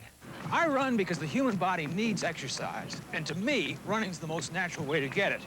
But whatever keeps you on the run, your body needs good food to keep it running strong. I eat Quaker 100% natural cereal.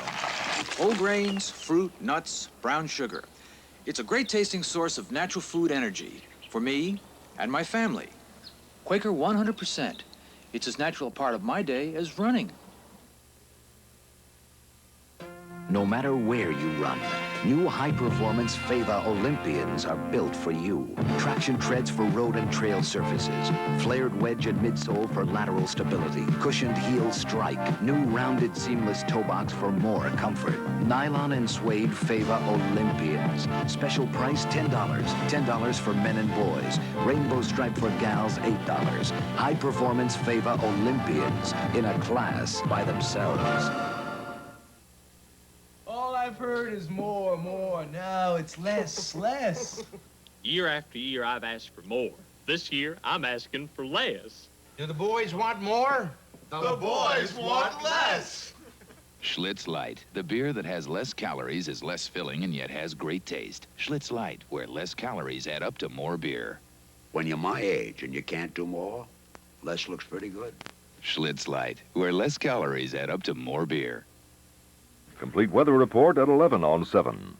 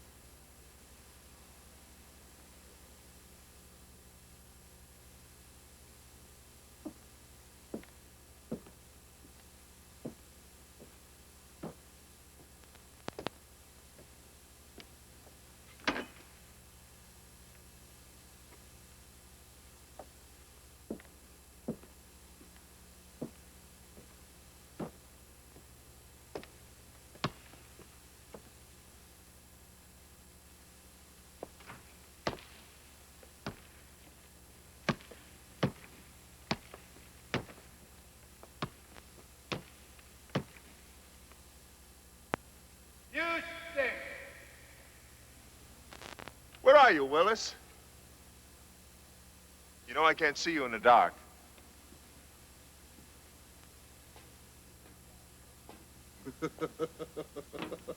What are you doing in Chicago? Sightseeing? In the dead of winter? I never said I was bright.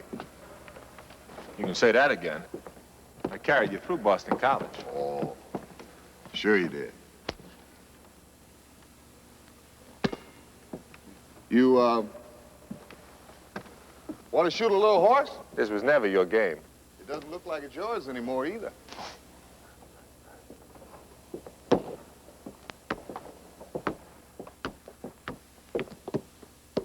You still like being a high school principal? It beats digging coal. You still like being a pro ball player? Beats being a high school principal. Play anymore or just sit on the bench reading the paper? It's a knee. I'm slowly working my way back in the lineup. Sure. You ought to be back around your 40th birthday. Why don't you hop on this?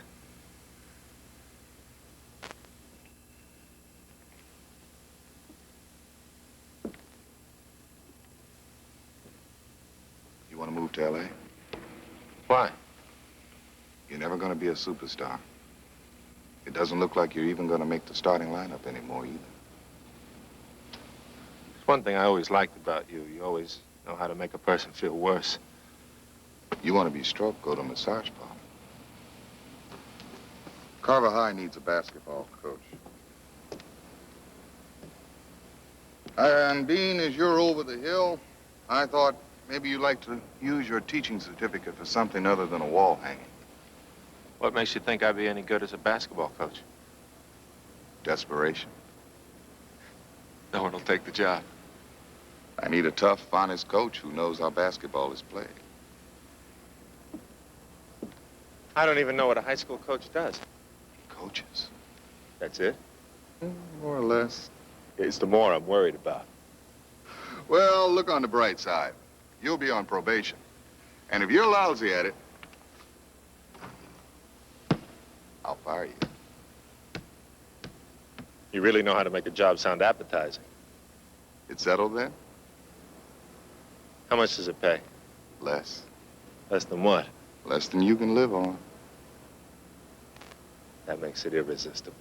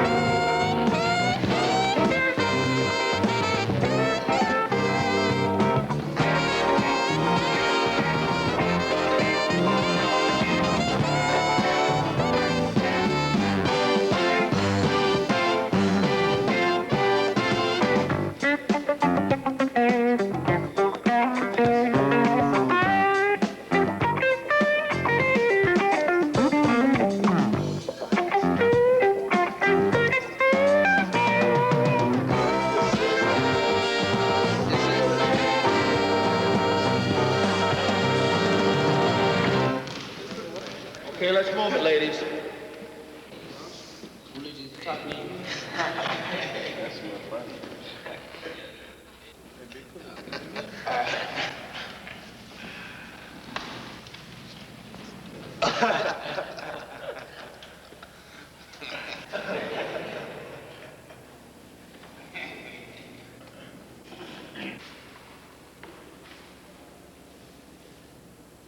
Are you guys waiting for a bus? Come on, I haven't got all day. Let's go. Come on. Now, on your feet.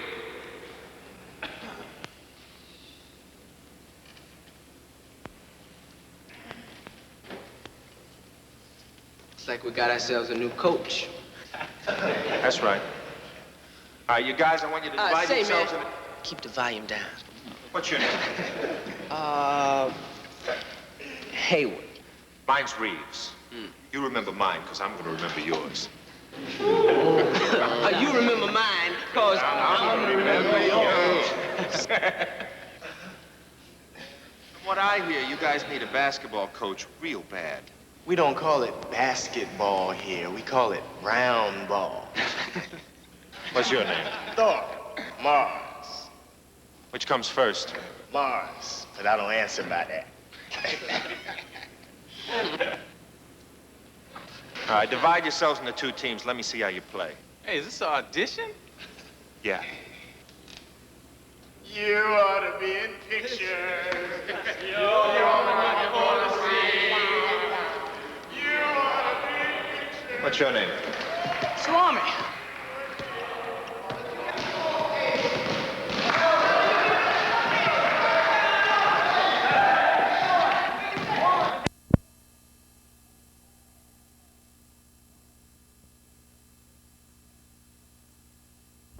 And get a $400 check. Check it out at Dodge. You are looking at a very special place, the Bell Systems Network Operations Center in Bedminster, New Jersey. Here's where we watch the flow of nearly 40 million long-distance calls a day. If a bottleneck does develop, computer technology helps us reroute the traffic and get your call through. Take your St. Louis traffic via Sacramento. The Network Operations Center, helping to get your long-distance calls through quickly and easily. The Bell System, keeping your communications system the best in the world. Join Bert Parks and Marianne Mobley live from Atlantic City for the exciting Miss America pageant, Saturday, September 8th on NBC. Benny Barnes, beautiful heads-up play as he knows exactly where that goal line is, goes into the air, taps the ball back over his shoulder before he steps into the end zone. Rafferty there to recover it, pinning the Steelers down. Oh, Bradshaw started once at his own 1 after an interception, now has it at his 5, leading 14-13 and throwing from his own end zone, looking for Bell, incomplete, covered well by the rookie Mitchell, number 34. Other scores of preseason action tonight. The Cardinals, who will host Dallas in the first game a week from tomorrow, beat the Bears 10-7. That's Chicago's first loss of the preseason. In the battle for New York bragging rights, the Jets defeated the Giants tonight 14-6. Tampa Bay has beaten Cincinnati 24-13. Buccaneers showing a very good defense all summer. Third quarter, Green Bay ahead of Atlanta 31-14. Atlanta has had its troubles this summer. So has Buffalo, as Oakland leads the Bills 28-14 in the third quarter. And the Rams at halftime 10-7 over San Diego. Here 14-13 Pittsburgh. Big ball. And Anderson shot through. They've nicknamed him Frenchie because he's wearing Fuqua's old number 33, and he looks a little bit like the former running back for the Steelers. Well, again, we refer to some of the names that will be mulled over as to who's going to make that cut. His is one that is on the borderline, and he looks like he's got a little extra adrenaline out there tonight. Butch Johnson has suffered a fractured little finger and out for the rest of this game. I'll have that taped up, and I would guess he'll be ready for St. Louis a week from Sunday. First down for Anderson, and that was a key run for the Steelers to the 11. Or the 16, rather. Bradshaw to Cunningham, 35-40, the biggest tight end in the NFL. Benny Cunningham, 6'5" and 247. Talk about a target. Well, and again, you see the maturity of Terry Bradshaw with that powerful arm. Play action pass, gets back, gets a little time. Watch him, lofts the ball over the defender, drops it perfectly between the two defenders, puts it right in the hand of the big tight end. And as big as he is, unless that ball is thrown properly, it's either an incompletion or an interception. And Bradshaw, that was like one of those dart throws where you just lob the dart up there and hope you can drop it into the bullseye. And he right did. On the money. First catch for Cunningham tonight. Bradshaw taking to the air, dumps it out to Anderson. 40, 45. He's got some speed all the way to the 48, and that's close to another first down. Bob Brunick, 53, pushed him out of bounds, and Bradshaw with a hot pitching arm here in the fourth quarter. 10:49 left in the game. Pittsburgh, after leading 14-0, now with just a 1-point lead at 14-13. Yeah, looking to last night, Miami went through the summer unbeaten. Don Shula's club 4-0. How about Seattle? They were at 55-0 at one time against the 49ers before beating San Francisco 55-20 last evening. Rather remarkable franchise growing up so quickly in Seattle. Flags are down. Intercepted by Harris. 30. And to the 38 goes Cliff Harris. Check the flag. I believe it was against the Steelers. Looked like a holding penalty against one of the Steeler linemen. I'm sure it'll be declined. Dallas will have the ball down on the 38-yard line, Dick. Offensive holding refused. Well, Bradshaw had the Steelers on the move from his own 5, but Cliff Harris picks it off. And now the Cowboys, trailing by 1, have the ball at the 38. Here it is again. Cowboy defense rising to the occasion, getting some pressure on Bradshaw, and an outstanding play by Cliff Harris. Ball overthrown. Harris did a good job of going up and bringing it down, and then got some yardage after the fact. Now the pressure falls back on the shoulders of the Pittsburgh defense. Let's see if they can shut the Cowboy offense down. Staubach facing a couple of safeties. Not the starters for the Steelers. Oldham and the rookie Woodruff playing in that back line. Open is Pearson. First down at the 45. Tackled by Oldham, 25. Drew Pearson, what an athlete. He's one of the stars of the Cowboy basketball team. They were something like 35-3 during the winter. Pearson and Tony Hill were the guards. They had two tall playing center, and Saldi and Dupree were the forwards. He said no one got inside. That's rather a physical game. That's a big 17-yard gain for the Cowboys as they move into Steeler territory, and a bad combination for the Steelers on that one. Time to throw and room to get open, and of course Staubach took advantage of it. Trailing 14-13. Dallas first down at the Pittsburgh 45, and Staubach pumps, screens it to Springs, has blockers. 40 and to the 38. And what a job by Robin Cole. He must have taken care of 3 blockers to ruin that screen. Great job also by Jack Lambert, who was fighting off the blocks. The 2 linebackers responsible for stopping what could have been a very big play. It's set up well. They had 3 blockers against 2 linebackers, but short yardage. One of the things that Staubach does so well is to call his plays intelligently. He also did a good job of play acting on that, as he gave the young rookie time to get out there, quickly dropped it off to him, and without the great play of the 2 linebackers, it would have gone for very big yardage. 7 yards even at that. 2nd and 3. Brinson, no gain. Robin Cole again, 56 for the Steelers. 6'2" and 220 pounds of outside linebacker from the University of New Mexico. We talked about the respect that these two teams have for each other. Danny Reeves, coach for the Dallas Cowboys, commenting about the game, he said, one thing you know about Pittsburgh, they don't take any prisoners. He said they get right after you. That was a line from Dwight White. I take no prisoners. That's been so true. It's interesting, one of the columnists here compared the finesse Cowboys against the physical Steelers. Doesn't seem to be too much finesse. No. The Cowboys are no longer a finesse team. That was true at one time. They're a very physical football team these days. 3rd and 3. Trouble. Oh! The rookie, Dwayne Woodruff, 6th round draft out of Louisville, and he may well have made this team. He's played very well all summer, had a sure interception. I think the reason they traded away Tony Dungy was because of that young man. Let's watch the pressure being applied to Staubach by number 56 Cole. That spring right there, and Cole just strips him aside, goes right after Staubach. Watch what he delivers when he gets there. Didn't try to hurt him, just let him know he was around. Just making sure he didn't have a loose wallet in there. That's right. Just checking him out. You got to be very careful when you're on top of a quarterback like that, though. You give him a little extra shot, and you got 15 yards marched off in a hurry. Out of field goal range in a 1-point game. Danny White will try to pin the Steelers deep, and the Steelers don't think he's going to kick it. They don't have anyone back. Aims it for the sidelines. Look at that, Barnes. Look at Barnes. Oh, he fell down. But, oh, it goes in the end zone. Benny Barnes, like an outfielder, staggering under a windblown pop fly. They wanted to make it a little too good, I think. So first down, Pittsburgh on the touchback at the 20. Will return with the Steelers in front, 14-13.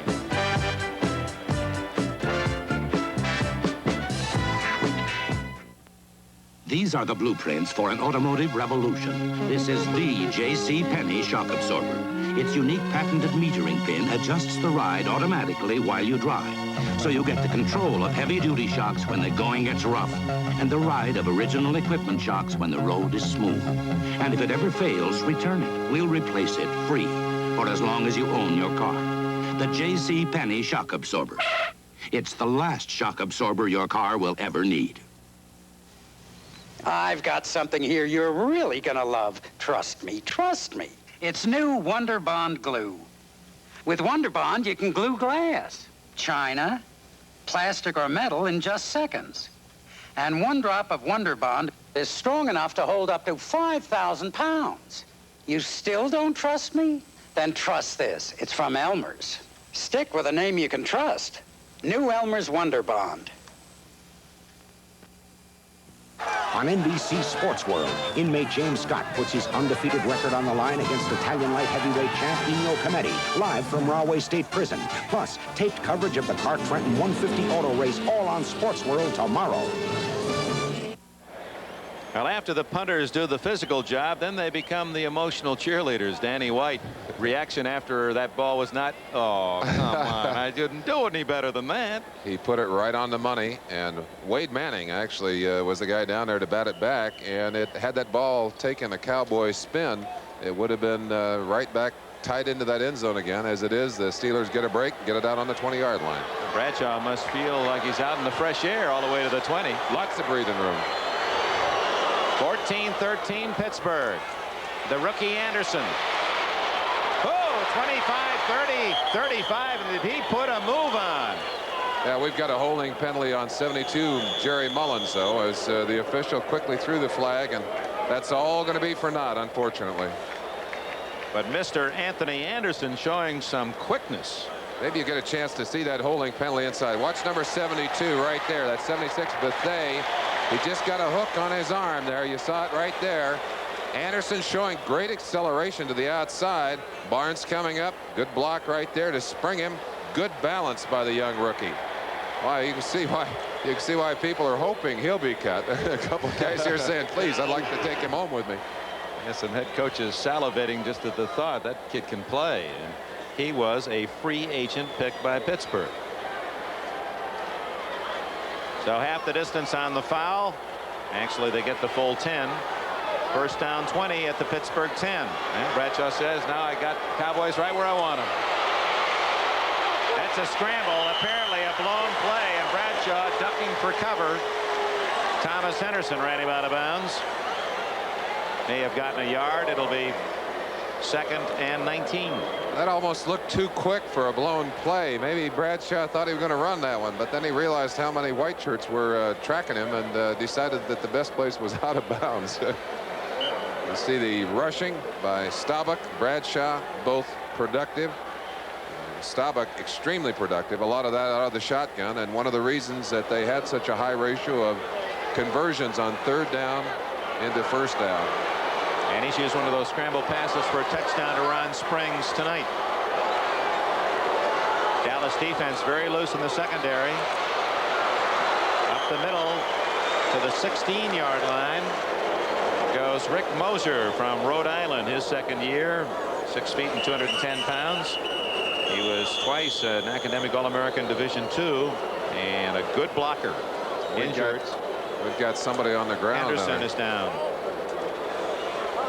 Hollywood Henderson. Self-quoted, I'm long on confidence. Landry says that he seems to play best when he has set the stage by telling everyone how great he's going to play and then going out and apparently trying to back it up. See if we can't see how he got hurt in there. 56 is Henderson to be right in the middle of the action. Looks like someone's right into his legs there. Perhaps a hip or hopefully not a leg. Didn't look good the way he's got a hold of his hand going down. Thomas Henderson injured. And you know there's considerable concern about his well-being, although the way they're rubbing, that's usually a good sign. If it's something bad, they don't usually jerk around, although that left knee, the way the doctor is holding it, doesn't look good, does it? Well, let's just hope it's not a serious injury. A reminder, it all begins a week from tomorrow, the National Football League openers, and we hope you'll join us beginning at 12:30. Brian Gumbel, Mike Adamle, well, they did a great job in their pregame shows last year. They'll be back with us again this year. Houston, Washington, Miami at Buffalo, front end. There's some of the second half of the doubleheader. Henderson's up. And you hear his fans saying with relief. He's still a little shaky, but he'll be all right. Remember when he first came up and they used him some of those reverses on the kickoffs. They'd line him up on the outside and slip him back and he'd take a handoff. And well, with his speed at 9.7 speed and a linebacker, learned in a hurry to respect where he was on the field. Great ability to pursue too, and certainly one of the marks of great defense is having those linebackers and linemen who will come full speed across that field with you. Midway through the fourth quarter, Pittsburgh in a pass situation leading by 1, 14-13. Bradshaw from his own 8-yard line down the field to Cunningham. No flag. Yeah, there's the flag. It appeared that Cunningham was hit before the ball arrived as Harris and Guy Brown, 59, double teaming the big tight end. Cunningham showing great speed on that play and caught the ball earlier in traffic. Looked like he was hit not just once but twice on that particular play. Bradshaw back, has a lot of time. Stunning in the defensive line for Dallas. They don't get anywhere near him. Let's see if you can see the bump. There's one right there. They're all over the top of him. No question about it. Excellent call by the official. Watch Cunningham come up. He said, They hey, know. They know. So at the 50-yard line, a first down for Pittsburgh. A key penalty, but obviously a correct call. 33 yards on the play. With 7 minutes, 20 seconds left in the game. Bradshaw going for the bomb. He's got a man there. And what a save by Aaron Kyle. Intended for John Stallworth. Kyle made the play. John Stallworth again showing tremendous speed down the field. He's just running it down toward the post. The ball hangs a little bit on Bradshaw. Stallworth eases up a little bit. Kyle makes up some ground. Look at him coming in there. Reaches up and bats it away cleanly. I don't think Stallworth even saw Kyle coming in. His concentration is so complete on that football. But Kyle able to get his hand on it, knock it away. Fine defensive play. And Maryland, you talk about all the qualities of the fine receiver, but one you can't often measure until you see a guy like Stallworth in replay is how well they run while looking back for the ball. That is not easy to do. He's at full gear and with his head turned back toward that quarterback. And still running just effortlessly. 2nd and 10 from midfield. Bradshaw going to unload again. Got a man wide open, Stallworth, but he can't see him, and Bradshaw out of bounds at the 42. Stallworth on the far side of the field down at the 10-yard line all by himself, but of course that was the last place Bradshaw had a chance to look. Get an idea of how open Stallworth was. You see him right there, but Bradshaw kind of scrambling for his life. Didn't have time to look up. Had he been able to, spelled some points for the Pittsburgh Steelers. Stallworth, though, they're saying we're number 1, but get me the ball. Yeah. Pittsburgh offensive line doing an excellent job, and Bradshaw again showing his quickness and his ability to move around when he has to. Side slipped a couple of rushers and then just pulled it out of there and picked up about 7 yards. And almost 8. Let's call it 3rd and 2. Cowboy 42. Inside handoff to Delaplane, and he has the first down at the 39-yard line before Bethea and Bruni can make the tackle for Dallas. And the clock continues to run now to stop. 7:01 remaining in the game. Pittsburgh 14, Dallas 13. Oh, Bradshaw has another 4 downs to work with. Well, you know, on Thanksgiving Day, the network NBC will have Houston and Dallas. from here at Texas Stadium. Game is already sold out. You better believe it. There'll be a little thumping going on in that one. I think we might have to arrange to take our turkey with us on that one. Little draw to 39 Mosier, and look at him lurch forward to the 30-yard line. Nearly a 9-yard pickup for Mosier. I wonder if Chuck Noll's son was at all involved in scouting Mosier. He's a student at Rhode Island and may have seen Mosier and told his daddy, hey, you better take a look at this kid. 6 feet, 210, good blocker. Mosier really made this team with his play on special teams, and he's been one of their most valuable. But he kind of glanced back at the sideline to the coaches as if to say, is my name on that list? I hope not. Boy, what a tough cut that's going to be for these two teams. They have to whittle 5 off by Tuesday. 2nd and a long 1 at the 30. Mosier again.